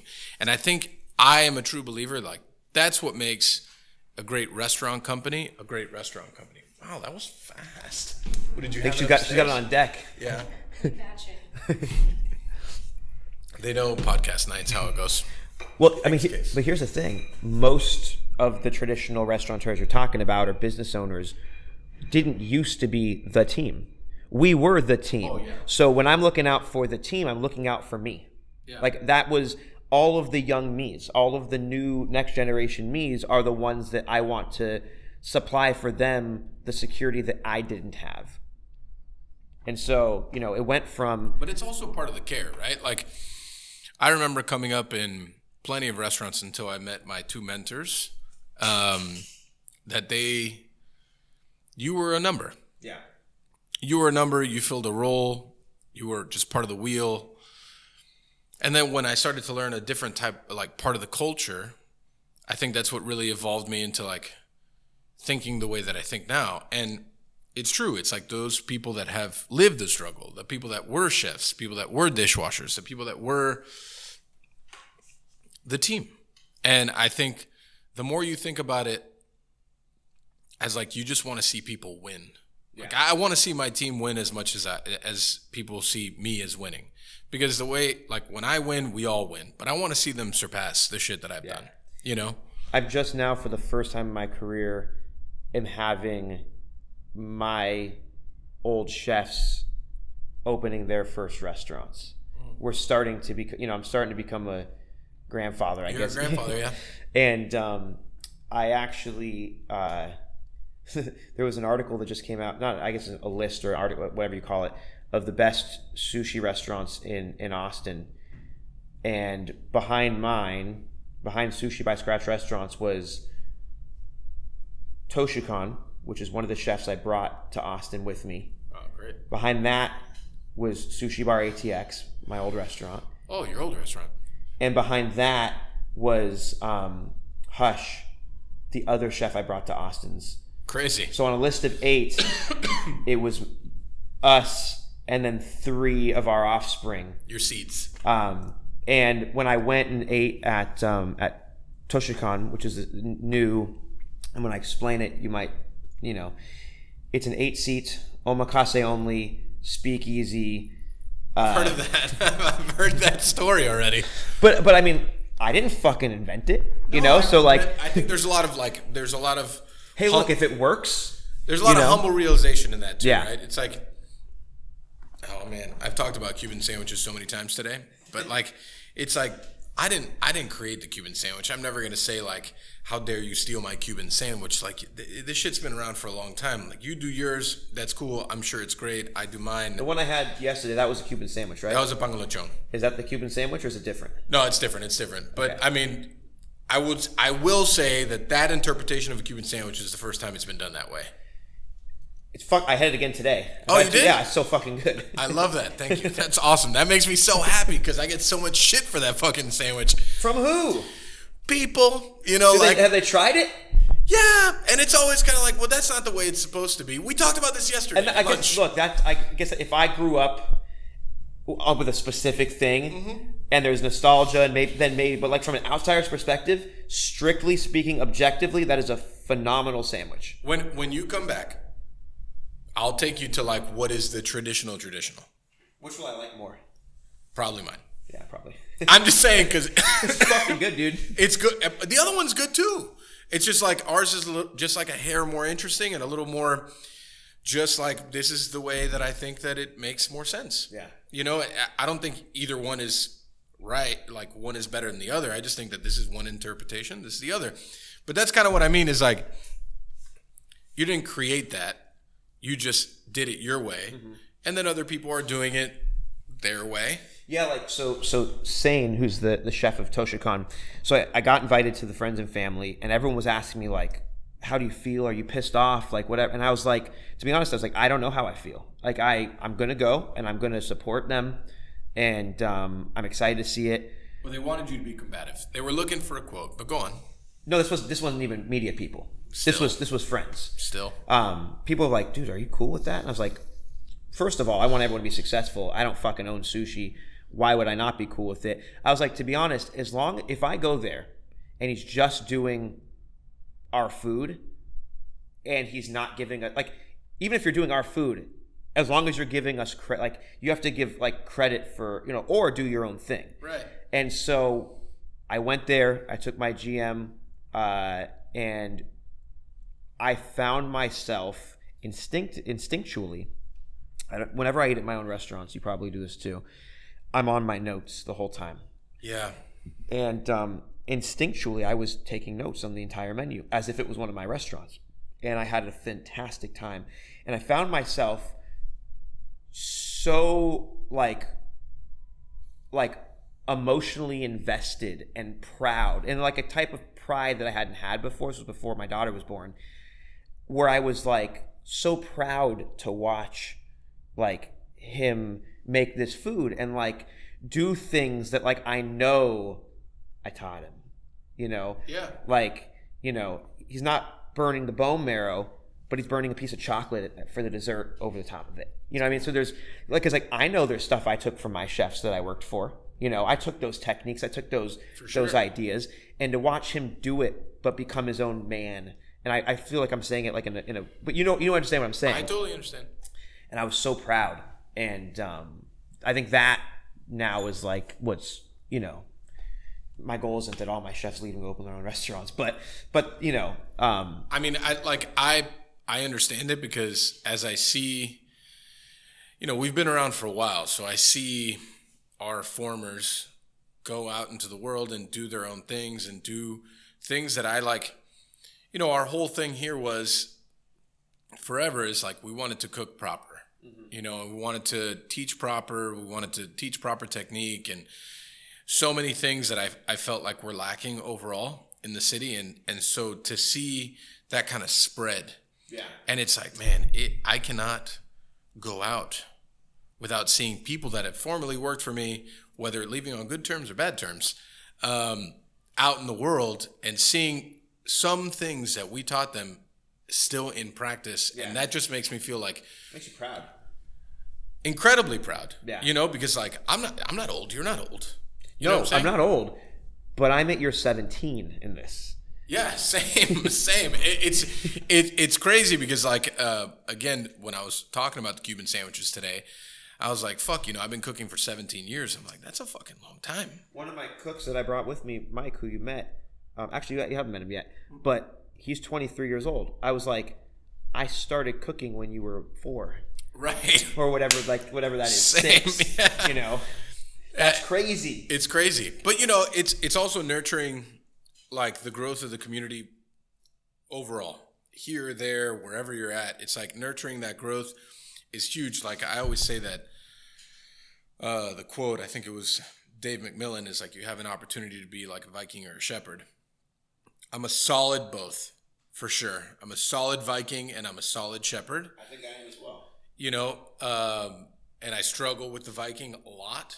But I try to be controlling the Viking, you mean? Yes. And I try to be the shepherd the most, because I think that's when you really can engage a person to like understand what they're going through to make them get to the next level. I think the worse of a Viking you are, the better shepherd you become, because you start to realize. But usually the Viking, and I'll just tell you from my experience, usually the Viking comes from like learned traits. Yeah. Right? Like things that may have happened to you that you like were okay, that you then implement and then realize after a while, because you become your own human. Yeah, you're like, oh, I shouldn't be mean as fuck. Right, over like the way chives are cut, even though I really care. Like, you know, well, like, the thing is, you have to figure out, how do I convey my need for these chives to be right without being a dickhead? But I think also a lot of that has to do with like when that ticket says Phillip Frankland Lee instead of saying the former sous chef of X, Y, and Z. When you become that name, yeah, I think that weight after a while, like when you have that perspective, it leans a lot on you. Like, oh, okay, like this is like me teaching people, not people taught me and then I carry that on. It's like, now this is me teaching people. Yeah. So like now that is going to carry on to the next generation. So it's like, how do I want other people to talk about the way I taught them, you know? And listen, I still have like a very solid Viking in me. So But I also have like a person that sits down with people, and it's like I want them to fucking win. Yeah. And I want them to understand like why this is wrong. Yeah. Or right at the same time. And I don't know if that totally happened like early in my career, and I just like for me I want to change that. So when I see people move on, I'm like incredibly proud because I hope that those things carry on. Yeah. You know, it's weird. It's a very weird thing because we're not fucking that old. No. But we're also the elders in our community. Yeah. No, I know. I know. It's just weird. That's weird. Because, I mean, at 35 and 36, it's like, it's not. But we are the elders in our village. Yeah. And it is bizarre because there's people who are going to listen to this being like. Yeah, right. Like, these young fucks. Like, Jesus Christ. Get a grip. Like, no, I'm not going to get a grip. But you're 36, and how many restaurants do you have? 4 and 2 bars, and by the end of the year we'll have 8 and 2 bars. Yeah, I mean, we're both this age, and there are people there aren't. I don't think 10 years ago there was a lot of 35-year-olds with 5, 6, 7 restaurants. I also think that at 10 years ago, I don't think chefs dive into the things that we dive into as much as we dive into, which I mean is like the other side of being a chef, which is like the running of a restaurant, the structure of a restaurant, the structure of a concept. I mean, you know, we've talked about this at length. It's like how things work. It's the whole, like, it's the wheel. Yeah. Like, I don't know if chefs 10 years ago, 20 years ago were quite talking about it the way we talk about it now. Well, no, it was like, I mean, I remember being a young cook in Los Angeles in 15 plus years ago. Well, I guess I was cooking 12 plus years ago as like a cook.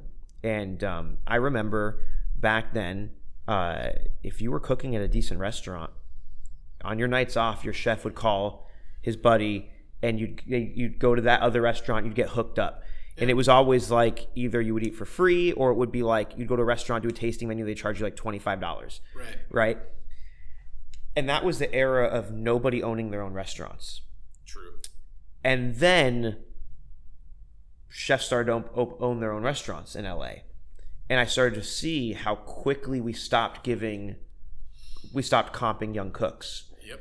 And so young cooks could not afford to eat nice food.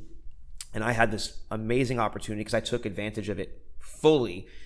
2 days a week on my 2 days off, I was dining somewhere nice and I was meeting someone and, hey, you know, can you help me get in there? Like I was eating everything. And most of the restaurants would be like $25, $50, right? To go to like a fucking, you know, Michelin Star restaurant because my chef called their chef. So once I started to realize that like my cooks couldn't go anywhere, and I would call like, you know, I'd be like, I started this thing. Have I told you about this? The Back House Appreciation? No. So started this thing called Back House Appreciation Month back in 2000, I want to say 14, maybe 15. For the entire month of February, at all of my restaurants, if you showed up with a pay stub that proved that you worked in the back of house, you ate for free. That's incredible. And the idea was you didn't get to take your girl out for Valentine's Day because you worked. Right. So for the rest of that month, you bring her to my spot, and I got you. That's good. I mean, it's February, right? Yeah. That's good. And I did it for several years. We haven't been fucking really able to. I've actually also upgraded it. It's now, I tried to get other restaurants to do it, and I could not get a single restaurant to participate. So then I tried to, because I wanted to be a thing. Like, I wanted to make it like worldwide. Like, in February, let's like, you know, chef appreciation. Like, I don't know. Like, go. I support this. Don't even say it. Like, I am super I have not still tried to sell you on it. So if you're down for next February, we'll do it. I'm super down. So I changed it from Back House Appreciation Month to Back House Exchange Program. And now it's 12 months out of the year. It's every day. And the way that it works now is you don't just show up with a pay stub. Your chef reaches out. You go to your chef and you say, hey, I want to eat at this restaurant. Your chef reaches out to us and says, hey, I want to send my boy in. Full comp. Yeah. And I wanted to create this program and I wanted to make it international, where it's like, one of my guys is going to come to Miami. I hit you up, yo. This young cook, he's got he's going to be something one day. I want him to check out your spot. One of your guys is going to Nashville. You send him there. It's just like it becomes that's much more like intense than like what we do. I mean, I just send my people to like our place, like the places that we love, and I'll always take care of it. Yeah. But it's just, like the culture. I think it also depends on the community, right? Yeah. Like I feel like the Miami community is very tight. So I saw that, and I was jealous of it. Yeah, it's incredibly fulfilling, I would say, because for me coming up here in the last 17 years, there was a lot of like not that early in my career, and it's like as I've grown through a position of like just kind of being who we are, like the community supports each other, and everyone wants everyone to win. Yeah. It's like yesterday you ate at Itame, and I was like, man, where should I go eat? I got you. I want sushi. Where should I go? You sent me to a Peruvian restaurant. Yeah, pretty much. It's my favorite sushi place. So it was great. I mean, we barely ate sushi, but yeah, I believe that. I believe that. He was like, all right, dessert. I'm like, can we have sushi now? Yeah. You gave me one piece of sushi. Like, I'm at the fucking let's go.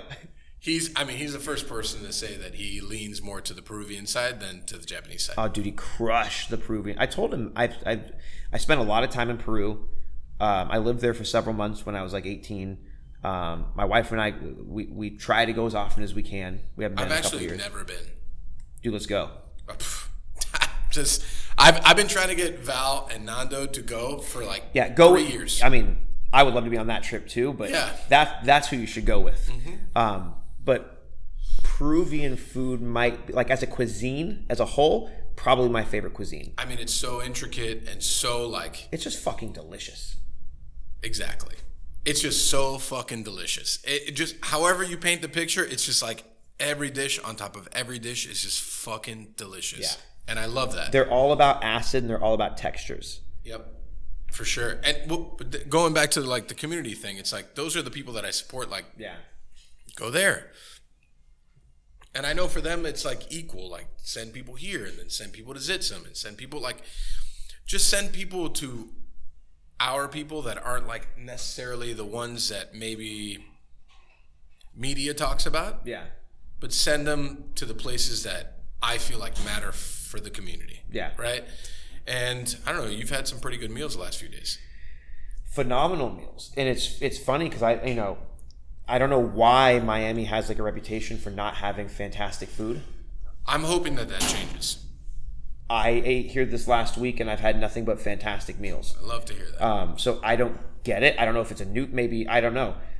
Maybe I'm just going to the right restaurants. Well, I mean, you are for sure. But I also think that it's been like a struggle and a journey of like decades. Yeah. You know, because it's like going from a place that didn't really have an identity maybe 40 years ago to like a place that there was 5 or 6 pillars of identity and then 3 or 4 pillars of identity and then to where we are today. It was people that really set the way for us. And then I think a lot of the younger community just kind of like ran with it. Yeah.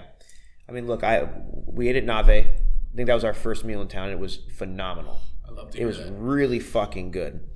My guys were very impressed. Great. And I love getting to a new city like with my chefs and like taking them out the first couple nights and just like seeing like asking them how they feel about the food and what are their thoughts. And it's cute because they always try to be like, well, maybe this, and I'm like, they didn't have anything to say at Nave except this is fucking good. They actually haven't had anything to say this whole fucking trip. I love that too. We did Nave. We did we went to Santorini by Giorgio. What a scene, Giorgio. Dude, that fucking dude is awesome. Man, he is a scene. He is awesome. The restaurant, I can't remember the last time I dined next to a pool where people were swimming. You'll have a lot of that in Miami. But the food was fantastic. Probably the best fried calamari I've ever had. Ooh, look at that. What else? The we got like a fucking giant branzino, which was cooked perfectly. Lots of lemon, lots of salt. We got these big ass prawns. A bowl What did Giorgio name you? Philopoulos. Was that what he? Yeah. He was just. I saw the text. Philippos or something like that. That was so good. He's such a scene, that guy. That was great. We went to Itamai last night. That was fantastic. That was very, very good. I think to me it was the only miss on the guide, but yeah. In my experience with starred restaurants, I feel like it's too casual. Sure. Listen, I understand all Because that. I also feel like he does hit the bullseye for a bib. Like, it's a restaurant that you can go and get in, like, it's not necessarily app entree, whatever, but like you can go and have dinner for like, what is bib these days? 45? 49 and under. 49. You could go eat there for $49. Yeah, I mean, you would leave hungry, but yeah. That's. I would leave hungry. I had the entire menu last night and I was like, can I eat more, please? And they're like, we're out of food. You're a savage. That's savagery. Because when I eat there and I have like 3 or 4 things, I'm like, I'm good. Oh, dude, there was 4 of us, sharing, but that was fantastic. We went to Los Felix tonight. That was really, really good as well. Great to hear. Where else did we eat on this trip? You ate at Chugs twice. Been at Chugs twice. Only tried one thing on the menu. But, that's good. That's fine with me. no, you had the BK pie. I did have the BK pie. That was surprisingly good. Well, which for a person that doesn't eat dessert, you went in. That's why I was went surprised. in 3 times. That's why I'm surprised, because I expected to take a bite out of respect, and I expected to think it was good. I didn't expect it to be bad. I expected it to be good, but I don't want to eat it. I didn't eat. I like, honestly, I'm not. I actually thought it was really fucking. Like, I actually ate more bites of it. I know, it's so fucking good. It's like very addicting good. Yeah. Because I was gonna have a bite and be like, all right, I'm good. But then I went in like 4 more good. times. You got the texture of the fucking. I mean, it's great. And then I didn't eat out, but we stopped by Stubborn Seed. I ate there last time I was in town. Had a fantastic meal there, of course. Cool. Got to say hi to Jeremy. But yeah, all of everything we've been eating here has been top notch. Like, good. Really fucking good. Good. And I really do feel like that is a change. Yeah. I mean, again, I did go to.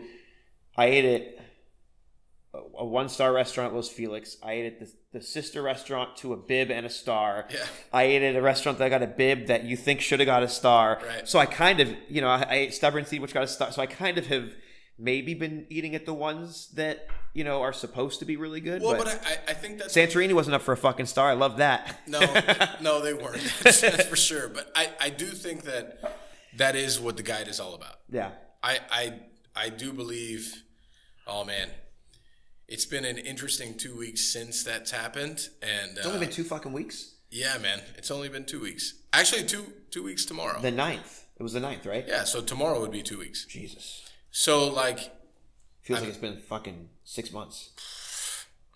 Been in like 3 states since then. Yeah, for you, I'm just exhausted from like life. But I feel, because I've gotten a lot of, I won't say like negatives about the guide. You have negatives, or people have had negative things to say about the guide? Just like people that don't quite understand. They're like, why didn't this spot get a guide? Not really that. More like, why does this really matter? Listen, I understand. Look, I don't give a fuck about the Academy Awards, but that doesn't mean it doesn't matter. I mean, you don't need to shrug your shoulders to me. Like, I understand. What I really think it means for us as a city is like forever, 17 years, me cooking here, having opportunities to leave, turning them down, not leaving. It puts us into a conversation that's worldwide when it comes to great food. It also does something that you'll start to see now. And maybe you had it before, but I watched LA. I cooked in LA when we had the stars. And I cooked in LA when they took the stars away. And over the years after there were no more stars, cooks stopped caring in the same way. For sure. And then I went to Chicago where there was stars. and cooks cared like I remember them caring back when there were stars in LA, because it went from I gotta work at a starred restaurant to like really, if I want to be the best, I have to work at one of these restaurants, and the star meant like, you know, it kind of meant they could pay you less and you'd work harder and all those, but it didn't matter because you were getting so much. Honestly, you were getting more out of them than they were getting out of you. You were getting an education. Correct. Yeah. From objectively, I guess it's subjective, but we've agreed it's objectively they're the best because they had been, the Michelin guide said they were the best. So you found the best teachers to get that education. Then they did away with the idea of education at all. Now it's like, not now, but after a couple years after that, it was like, where do you want to work? Who pays more? Right. And that's where the cooks went from I need to work for stars to I need to work for restaurants that pay me more, because what's the difference between working here and here? They're the same. This one just pays more. I really believe, oh man, I have so many like very intense emotions about this, but so in my brain, and I think factually the way that this all worked out for us, and I think that's why, I mean, you saw it, I mean, this is a week into knowing each other, why my emotions and my anxiety was so high was because post-COVID, during COVID, all I told them here was like, we have a thing, it's a very good thing, but we can make this thing much, much better, right? Maybe we use this as a standard. Maybe this standard never becomes actualized. Yeah. Maybe the stars never come, and they could never come, and it's okay. But understanding like this is what you strive for, and this is what like the standard of service and the standard of excellence that you should want to be, which is one of the best restaurants in the world. This is what you should work towards. Not because we're working like just for that thing, but that's because who you want to be, right? So then the thing is, it's like a North Star, because you want to be the best, but how do you know what best is? What actualizes that? Yeah, because are you the best because you're sold out every night, or are you the best because you were like? Yeah, Komodo is also sold out every night, and they're definitely not I don't know who that is, but I get the idea. Yeah, you'll understand. But you know, and when I'm talking to my chefs and we're sitting in my office about this, they're just kind of like, man, this guy is kind of fucking nuts, and I'm like, that's cool. So they probably didn't come up when it mattered. No, right. Well, and I remember like coming up as a young cook, it's like I always wanted to work at these places, but I never wanted to leave my city. Yeah. Right? So then fast forward, me and my chef here were on a plane to California to do a seminar at the CIA. And somehow I got internet service on a plane, and somebody sent me a text of the guide announcing that they were gonna grade Miami, and instantly I just fucking went, okay, so now it's real. Yeah. Now the things that we've worked for, and like during COVID we did these 2-day tasting menus and we sold out both times. We did it 4 months in a row, working everyone to that point to saying like, this is who we are and this is what we want to be. Now it's become actual. So all the stuff that we've talked about and that we worked for now could actually be a reality. So I think that's what fed into like my very intense emotions and my very intense anxiety, because like when we finally won a star, it was like, well, fuck, everything we've been talking about for 2.5 years, this is like a real thing now. Yeah. And it was like, and I think all it really did was vindicate the city as like, there is really good food here. Well, I mean, I think that the fact that you guys as a city got as many stars as you did, because it's not unheard of that the guide comes to a new city or state or country or whatever and doesn't have any stars. Tampa got 0. Yeah. Orlando got 4. Miami got 11.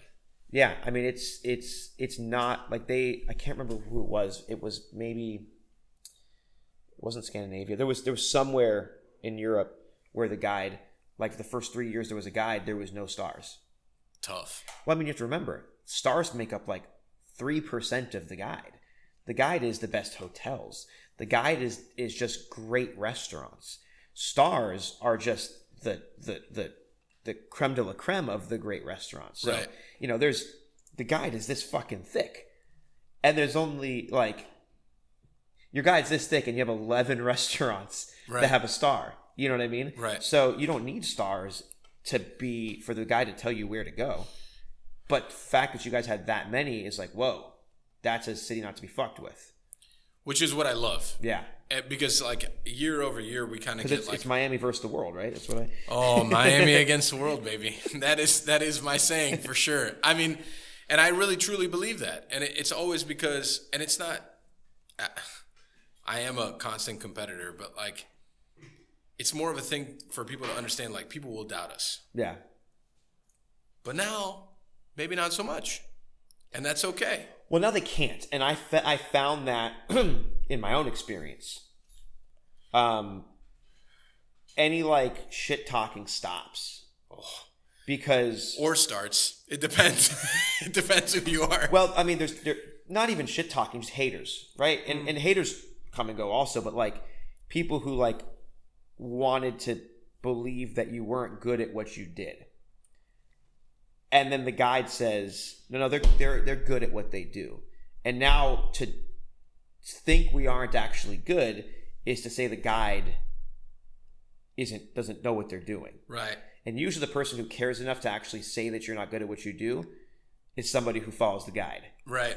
Yeah, I feel like it was a moment of like vindicating the city of like a lot of hard work and a lot of effort by a lot of people. And I think that's what makes me the most proud. And like, I am full with joy for overall bibs, stars, recommendations, the whole thing. It's like, we're all there now. Yeah. And I will tell you, there was a good friend of mine that told me this. He's like, you know, on the 10th of June, everyone was like a little bit tighter.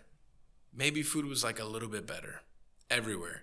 And to me, that matters the most. Yeah. Because we now have set a tone.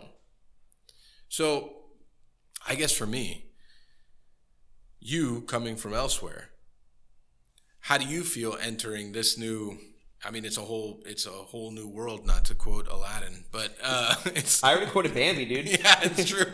It's a whole new world, as into like what your expectations are for yourself and for like the city as a whole. I mean, I love the fact, originally I was hoping to get into Miami before the guide came out in hopes to be a part of it, but I actually feel better about coming in afterwards. I actually feel like,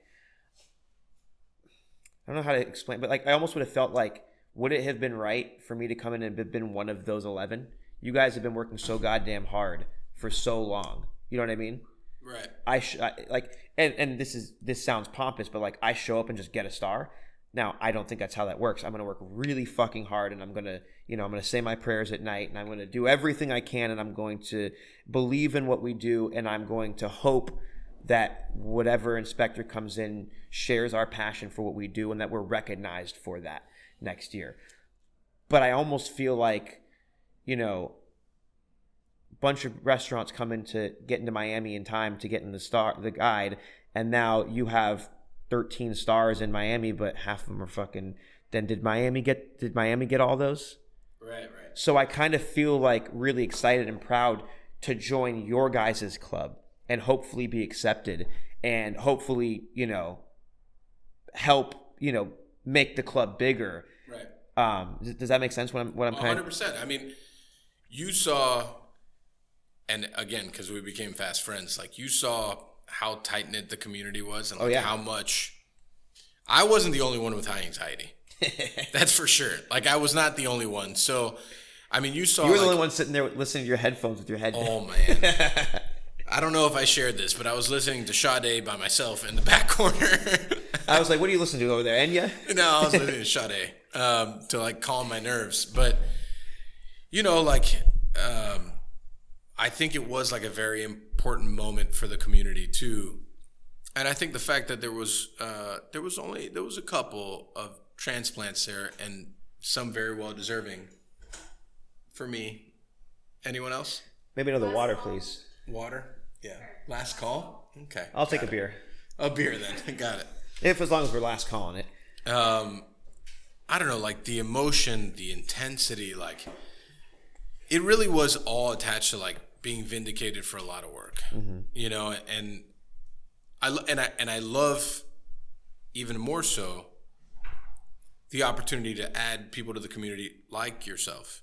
And I do think like people like Simon at Code, like I think Code has done like a really good job with what they've done, all being like, albeit a transplant. They've done very solid work and they do good work, and it's hard to deny that. Yeah, you know. So I don't know. I love it. I really do feel like this is like a whole new age of like dining in the city, and I cannot wait to see what's next. I just felt so like honored and blessed to be like invited to the gala and to be there and to like to meet. I was actually so happy you were there. I was like, I just met this guy a week ago, and I don't have any fucking friends here but you and Ryan. Like, I am fucking.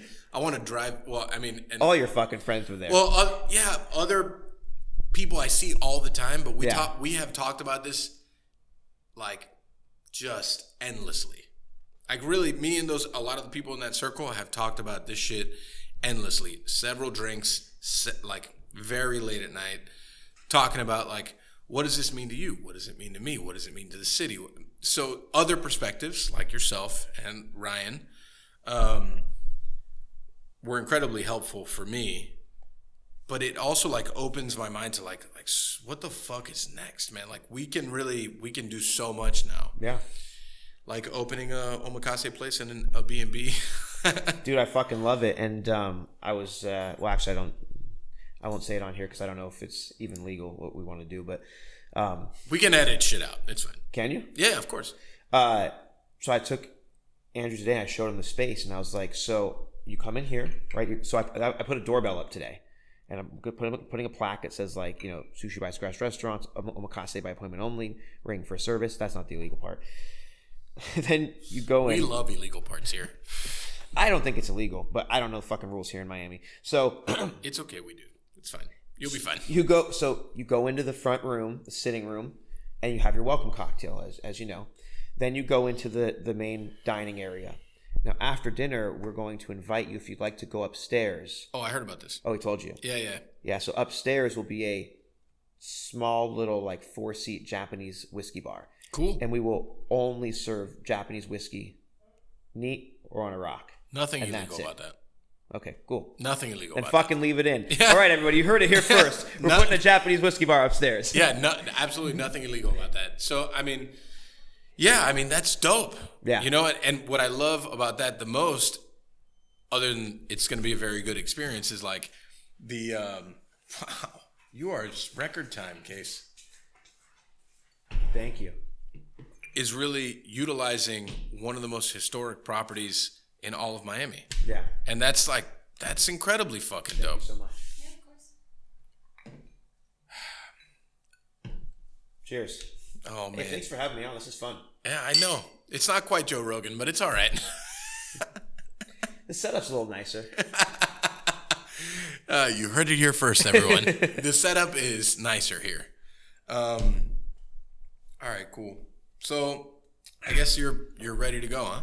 July 1, yeah. I mean, we're it's so funny because like we talked about this. We're talking about. I'm like, I don't have restaurants. I have little rooms where we like cook. They're fucking restaurants. They're not restaurants. I don't have. There's no host. There's no busser. There's no runner. It's still people are. We're cooking, providing a service. Yeah, absolutely. But I don't even look at it as providing a service. I kind of had this idea a long time ago that like our service style is I call it workshop style service.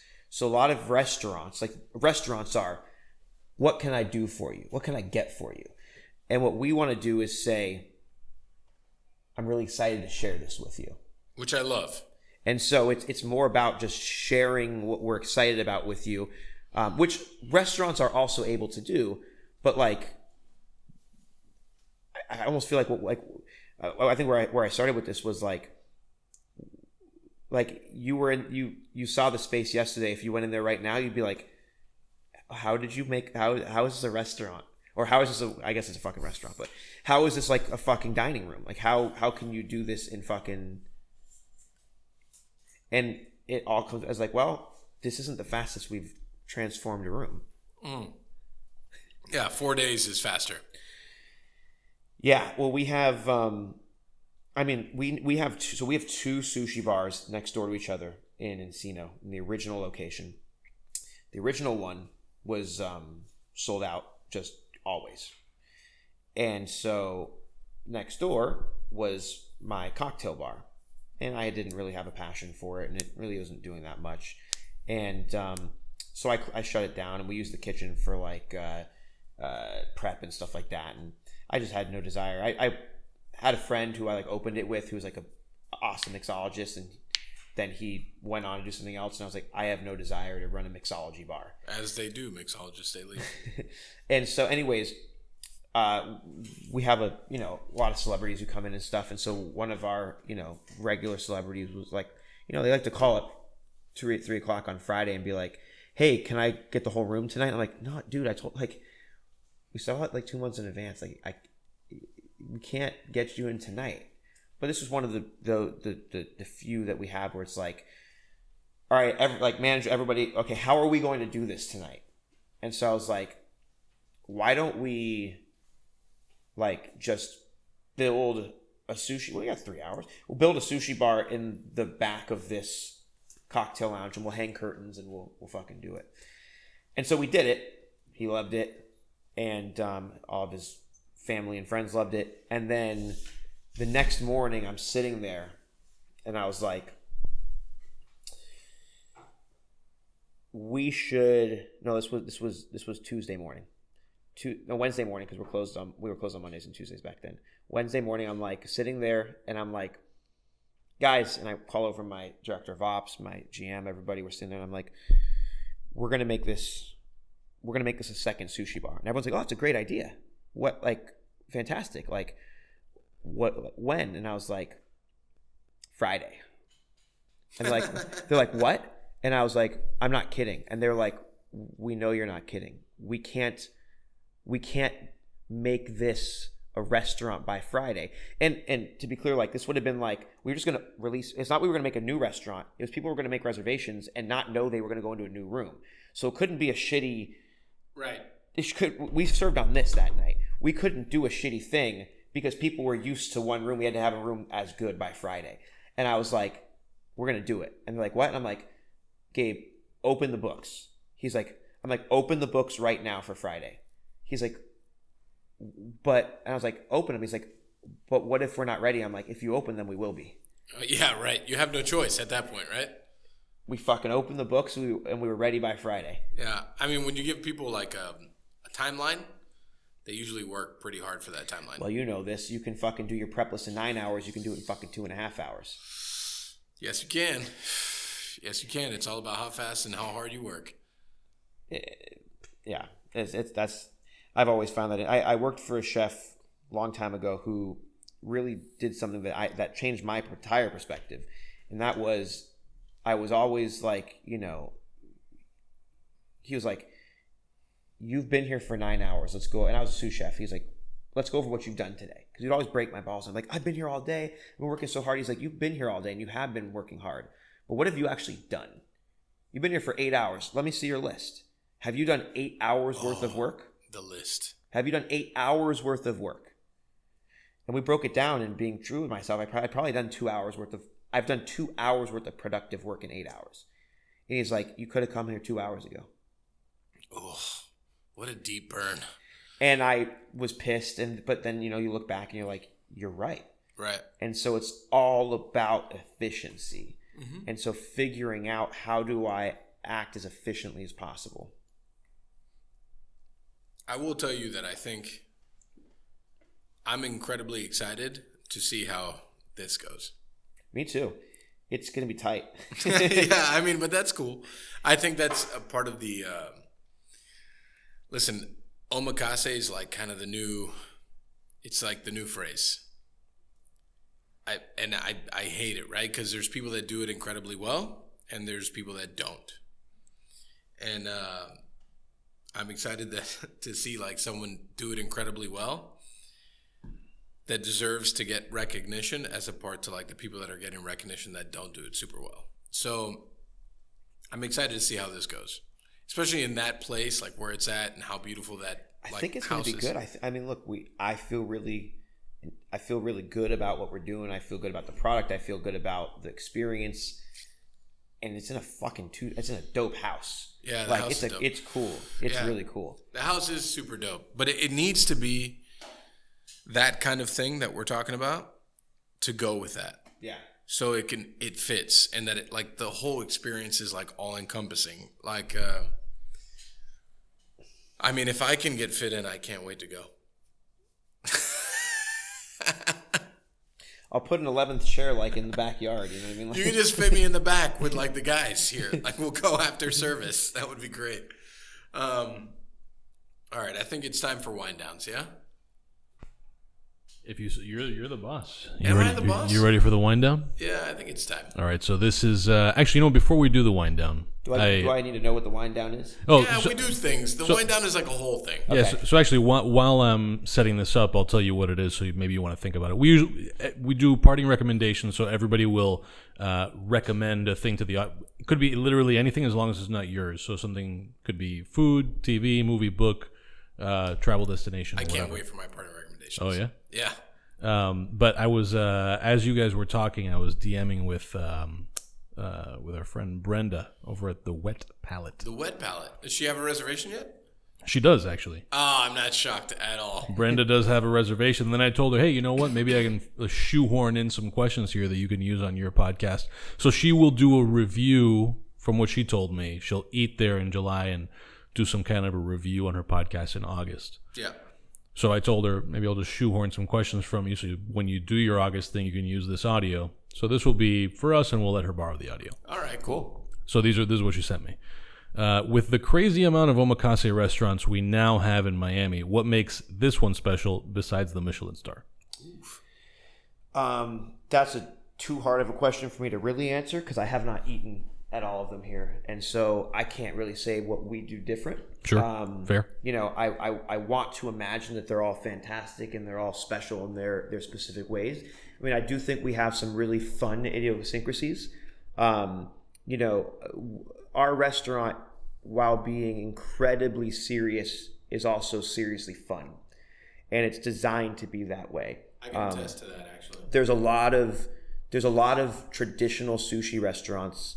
There's a lot of traditional restaurants in general where like usually like the nicer it is, the more expensive it is, the less you feel comfortable making a joke or being loud or, you know, not obnoxious, but like talking across the table or, you know. And so our restaurant is fun and it's supposed to be fun. Yeah. There's a lot of personality to it. And I mean, we get the best fish that money can get you in the States. And I don't want to say that's what sets us apart from anyone else because I have to imagine everyone else is also trying to get the best fish. What's special about our restaurant is that we tell a story with the food, as I'm sure everyone does. But we tell a story. So I learned many years ago that traditionally all the different omakase in Tokyo, what would really set yours aside from yours was that you're both vying for the best fish. You're both making as good of rice as you can. And that at this level, we're splitting hairs on who's better, right? But what would separate the two of yours, what would make yours special from yours, is that each of you would do your best to tell a story of your childhood and the neighborhood that you grew up with your food. And so what makes ours different is I don't think anyone else here in Miami grew up in LA, you know, like I did. So like one of my favorite courses, the hamachi, that's painted yellow with sweet corn pudding. It's seasoned with margaritas, you know, sourdough breadcrumbs, and then our homemade soy sauce and freshly grated wasabi root is like, I grew up backyard, dad grilling corn on the cob, Nancy Silverton's La Brea Bakery sourdough, you know, and then of course, soy sauce and wasabi. So, you know, that's sort of what I think maybe makes ours special. I don't know that special is even the right word. It just makes us different. So the next thing I think like just I want to add to that. Sure. I mean, there's a level of engagement, and drama is like a bad word, but like I was engaged when I ate there. I was engaged, and it's hard to engage me. You know, it is. It's hard to engage me. It's hard to get me like very into something, but I was engaged, and I was like, I had a good time. And I think a lot of times with dining, what sometimes lacks is just like having a good time with the experience. Right. So I would second that. What makes this is how she wrote it. I'll maybe adjust it. What makes the Montecito location worthy of a star over the other locations? Maybe a fairer question is, how might you explain that one has a star and the other doesn't? So I actually found out why one has a star and the other doesn't. Austin doesn't have Michelin stars, so we couldn't get one there. Although I think we would have. And I think we would now with Sushi by Scratch restaurants there. I was actually very surprised when Montecito got a star and LA didn't. Montecito was a brand new restaurant. LA was the flagship, had been around for years. I was also very surprised when Pasta Bar got a star and Scratch Bar didn't. Scratch Bar was the flagship and Pasta Bar was 6 months old. Right. It all has to do with the night the inspector comes in. For sure. Nights. Or nights. Right. Now, I think in California, they did California. They were responsible for every restaurant. So I don't know how many times they were able to come into each restaurant. Right. Especially a restaurant that didn't get a star. So I was made aware of roughly when they came in to the LA location. Hey, I'm Nick. I'm here interrupting this podcast to explain what happens next. So when we started to record this episode, I made it known that we had enough battery power to record for roughly 2 hours. In very typical fashion for us, we went beyond that time. So if you saw Mike make a face just now, that's because he was hearing the batteries dying on our video cameras. From here on out, there will not be visuals for this podcast. You can hear it, but that's the reason why you're losing the camera stuff. So we'll go right back to the podcast now. That's my bad. We just didn't have the power adapter, so we were running on just battery power. The podcast continues, just without the visuals of video. My apologies to those of you who are really into watching faces and stuff. We usually try to make sure that's a thing, but in this case, fucked up. So enjoy what's left of this episode with Phillip Frankland Lee. I was made aware of roughly when they came in to the LA location, and I cross-referenced back, and there was like a 6-week period, because they wouldn't tell me when they came, but they kind of had like a 6-week period maybe of when they came. And I looked back at what was going on during that time, and we weren't there. There was some personal stuff, not with me necessarily, but personnel stuff in the company. We lost one of our really important people to the company, and we weren't operating at the level that we needed to have been. And it actually made me feel really good, because I was like, it's not like you came in today when I know if you came in today and you said we didn't get it, I'd be like, fuck, we're not good enough. But you came in at a time that I know we weren't good enough. Right. Next thing she put on here, there's 2 more of these. How does he define new wave nigiri?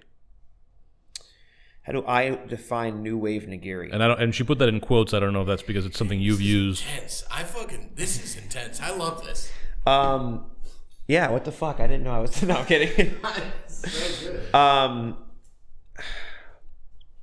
That's a phrase that somebody used at some point. I think it might still be on a website. I'll try. Sure. I mean, new wave is what's the definition of new wave? Just like a new style of doing it, right? Right. you know, people look at what we do, and at first glance, it's easy to pass it off as not being traditional. But in the way that I just sort of explained, like the tradition of sort of telling like your story, I felt like the most traditional thing I could do was to tell my story, not to tell someone else's story. That's the most respect I could pay to tradition. Sure. But there's definitely something new wave about smearing corn and putting sourdough on top of hamachi. Fair. Last one before we go into our parting recommendations, and apologies to the people on the YouTube machine. Like Devin Braddock, our cameras are out of battery, so you're just listening to our voices now, no matter where you are. Who will head the Omakase when you're not there? How will it work? So, I mean, tonight, for example, we're up and running in 6 locations, you know? Yeah. This will be location 7. So it's not, I realized back in 2011 when I got my first executive chef job, I would cook everything. And I was off 1 day a week. And guests started to call the restaurant to find out when my day off was because they didn't want to be there when I wasn't cooking. And that's when I realized it's time to stop cooking. And I went on the other side of the pass. Yeah. And I started making sure that it wasn't about me. It was about the team. And I was a ball hog back then. And I had to become a coach. And that was 11 years ago, 10, 11 years ago. And so I've purposefully not made it about me. I love being, I love being there. I love making, sushi. But the restaurant is not designed around me. So what we do with every location when we open a new one, it starts off with our greatest hits menu. And that's what we're going to be bringing to Miami. It's tried and true. I think you will enjoy it. After we get that down, then the local chef, when he or she is ready, will have the opportunity to start putting dishes on the menu. Now, every restaurant, all of our Sushi by Scratch restaurants locations have 6 signature dishes, and those 6 are on every menu. The other 10 is a little bit of a collaboration between myself and the local chef. And that chef is tasked with figuring out what their story is. So it's not like when I'm not there, you have someone regurgitating my food. It's when I'm not there, you have somebody stepping into the role of telling a story. Mm-hmm. Mike, do you want to step in with something? No, I'm just saying, like, I had the greatest hits menu. It's a very good time. Yep. I mean, and it's also, like, even more so, the conversation of, like, being a coach, it's incredibly necessary. And I think that so often people want to be a ball hog, right? But I think also when you're young and dumb, you don't know better. I think food suffers at that point. It too, does. Because like people need to feel an essence of like ownership and leadership within their own kitchen so that they can feel like they can take the next step. Mm-hmm. So. All right. So with that, I think we can move into our parting recommendations. Mike, do you want to go first so we can give? Yeah, no, I mean, I have a good one. So I took Are you saying parting? Parting, yeah, like yeah. we're out of here. Okay, got it, Right. got it. I feel like this is going to be an unpopular opinion, and that's totally okay. Apologies to everyone who comes here for popular opinions. Hooters wings are fucking delicious. And I have to say that the Hooters wing, to me, is a top 3 wing. And I will stand by that 100%. You're saying top 3 among chains, top 3 in Miami. Top 3 for me. Of your life. Yeah, probably. I mean, I took a full day off this past week. And just went to Hooters? I didn't. I was there all day. I mean, I wasn't breakfast, just, lunch, and dinner, baby. I wasn't just there, but I had the Hooters wings, and they were fucking incredible, and I loved every single fucking wing that I ate. And I think that's unpopular. Are you sure it wasn't the ambiance? It was not the ambiance. It was not. They were incredibly solid, and I fucking love them. I can't remember. I mean, it's been a long time since I've been to Hooters. So I get it. Me too. Like it's been a long time since I was there too, but I remember their wings being good. I don't remember them just being like, accurate. people poo-poo all the time breaded wings, and they're fucking delicious. I don't know how else to paint that picture for people. It's a little bit like Tokyo Omakase, right? At some point, you're just splitting hairs. Right. Over, and the Hooters is telling you a story. Yeah, I mean, Hooters is telling you quite the story. About their childhood. Yeah, it's not quite Twin Peaks, but it is a very... Yeah, it's sub Twin Peaks and Tilted Kilt, right? Yeah, but Tilted Kilt. And then my other one would be I watched on that one day off because I didn't really leave my house very much. I watched the entire 6th season of Peaky Blinders, and it was fucking epic. Is that the new one? Yes. I'm caught up to the new one. I haven't watched the new one yet. The new one, I just like that show. It's like a seed planter. It plants seeds to like moments, and the fucking ending, I was like, what? Like, fuck. The ending of season, I don't know, it was 5 or 4. Literally, I was watching it. It was the second to last episode. I was watching it in my house at like 3 a.m. And I literally got on my bed and I was like jumping like, fuck yeah, like fuck that dude up. Like it was fucking great. So the ending of this one was just kind of like oh fuck. Oh, I think I know what episode you're talking about. When they trick him and they're in the Arthur and the thing. Oh man, so fucking good. It was so good.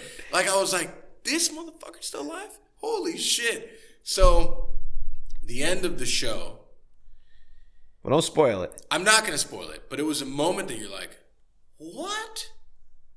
So I would say that for me, parting recommendation is that, and that Hooters Wings and Peaky Blinders season 6. I'm all about it. Very good. You want to give yours, or you want a little more time to think about it? Go for it. I'll go last. So I'm gonna recommend 2 recent episodes of Andrew Schultz's The Flagrant podcast. Okay. What's so funny about Nothing, just you. Go on. Yeah. No, I That Nicholas, he's so interesting. I was surprised by how interesting I found Dave Portnoy to be. Oh yeah. It was I think what was good about him also was like he goes in knowing that he's on a podcast with a bunch of comics. Like I think a lot of people make the mistake of trying to be trying to be funny also, and from my perspective also was like a sort of deep-ish dive, a conversation not unlike this one about how he built his media company, which I thought was pretty interesting. And then also, I actually almost sent it to you, Mike. The interview they did maybe like an episode or 2 before that with Jake Paul. Logan Paul. The older Paul. I would love to interview those guys. And actually, I came away from it like he's kind of about as much of a dunce as you imagine, but like he's very self-aware. Like he knows Logan, the older one. Not Jake. I don't know, but yeah. But I found him. I came away from it thinking he was just a little bit less ridiculous. Like, got it. Very self-aware about like the act and what they're doing. I saw the him do Andrew's opening monologue kind of thing. I thought he actually did a really good job. Super solid job. He did his impression of Andrew doing it, and he did a good job. Yeah. Yeah. I'd love to know how many times he rehearsed it. I wonder how many takes it took. But he's a performer. That's the thing. Yeah. He's self-aware and he's a showman. It's not that he's just like a wild, stupid kid. He might also be that, but like he's aware. Like I'm putting on a show and like I'm trying to get attention, and he's good at it. Like there's a very small percentage of the population that could have done that as well as he did that monologue. Yeah, no, it was really good. Yeah. All right, I got mine. Severance. Have you seen this show? No. It's Where? I don't know. Wherever you stream. I'll get the research Hulu department or on it. Amazon is it Hulu? Prime. It's Hulu? It's or Amazon Prime or HBO Max. It's one of those ones. Not Netflix. It's one of the other ones. Nicholas? Severance. Is this Apple TV maybe? Apple TV. Apple TV. Yeah. Oh. It is. Gotta pay those guys. It's worth it. Got it. Pay for this. It is Ben Stiller wrote and directed it. Oh, I love that. It is hilariously not a comedy at all. I don't want to give any of it away except to say it's probably surprisingly the best show I've seen in as long as I can remember. Wow. Yeah, Yes. I'm looking at this cast. This is a solid cast here. Who's the cast? It's got Adam Scott, Christopher Walken, John Turturro. Christopher Walken? Yeah. Yeah. I need more cowbell? So the concept of this show is, it's called Severance, right? And so they work for this company who has developed some technology where they sever your mind. And what they do is, so they work in this like top secret company, and they have like this top level clearance, and you have to volunteer for it. And you actually, they figured out some procedure that like when you go to work and you go to a certain, like you get in an elevator, you don't know who you were outside. And then when you leave work, you don't know who you were at work. So you have no recollection. So basically you become two completely different individuals. And it's unbelievably good. Oof. Yeah. Noted. I like Yeah. this. Sounds Severance. Yeah. All right. And now, finally, the shameless plug portion. Tell everybody where they can find all your stuff, websites, addresses, home phone numbers, however you want to plug yourself. So Instagram at Phillip Frankland Lee. Website. So if you go to scratchrestaurants.com, it'll go to all of our concepts. If you're looking for any of our sushi concepts, it's sushibyscratchrestaurants.com or at Sushi by Scratch Restaurants. We also have at Pasta Bar. I think it's at Pasta Bar LA, at Pasta Bar Austin. But all of that comes through Sushi by Scratch Restaurants, or if you follow me, you'll see I post about everything and link to everything. All the things. All the things. We'll put the All the Things song in There's here. a song for that. Yeah, one of our listeners has made 3 different songs. I'm pretty sure that's him doing the vocals too, which is yeah. wild to me. Got it. Yeah, and it's just naming all of Mike's stuff. It's Yep. Anyway. All the things. I still gotta recommend all my shit. I mean, we've done this 80 times already. All the things. All the things. Arietta Nave, Scapegoat and the Taurus, Chugs and the Gibson. All the things. All the things. At this point, just all the things. Big Ink Apparel, Scoops and Lorel, Miami against the world. All the things. All the things. Insert song. All the things. All the things. All the things. And then finally, our shameless plugs. You can find Pancon Podcast on all the social media things at Pancon Podcast. Give us all of your money at patreon.com/DADEMAG. All of your money. Give us all the money. You can also listen to the other things. There's Step Into the Sandbox and the Liberated Podcast are the two other things. I'm pretty sure, I could be wrong, maybe we'll see if it works out, that the Liberated Podcast will do an episode soon with I'm gonna fuck up his name now, the guy who just wrote the Oswaldo Payá biography. Oh, yeah? Yeah. They just I would have been there, but we were doing this. They just did a book presentation discussion thing, the thing that I mentioned last time, over at Books and Books. So anyway, yeah, go do. And look out for at Dade Mag. Apparently, I'm attempting to write an op-ed, and we will see how that goes. Is that? Am I publishing that? Is that what's happening? Yeah. Well, you will. Oh man, You will publish that. That's how this pitch process goes. Yes. Yes, you Cool, will. great. Watch out for that then. Yeah. Watch out for Mike's listicle. It's not a list. No, I know. Don't It's not. ever No, it's downgrade me to that. Well, we'll see what the editing process looks like. I might edit it. to Probably. the listicle. I mean, the way Nick edits any shit that I write, it's pretty intense. So Yeah. it may just be a paragraph. Who We'll knows? see. We'll see. Yeah, haiku. Yeah. Do you want to do a lightning round or? No, he's good for a lightning round. We'll Okay. do it. All right. So if Give you- us $1. Yeah, if you're a Patreon person giving us all your money, you will hear the lightning round with Phillip Frankland Lee. You know who didn't have a lightning round with him? Joe Rogan. But That's but for the benefit of all the people who are not giving us their money, thank you, Philip, for Spotify joining us. being one of them. Right, yeah. For the benefit of the Spotify people who are not listening after this, thanks for joining us. And that's it, sort of.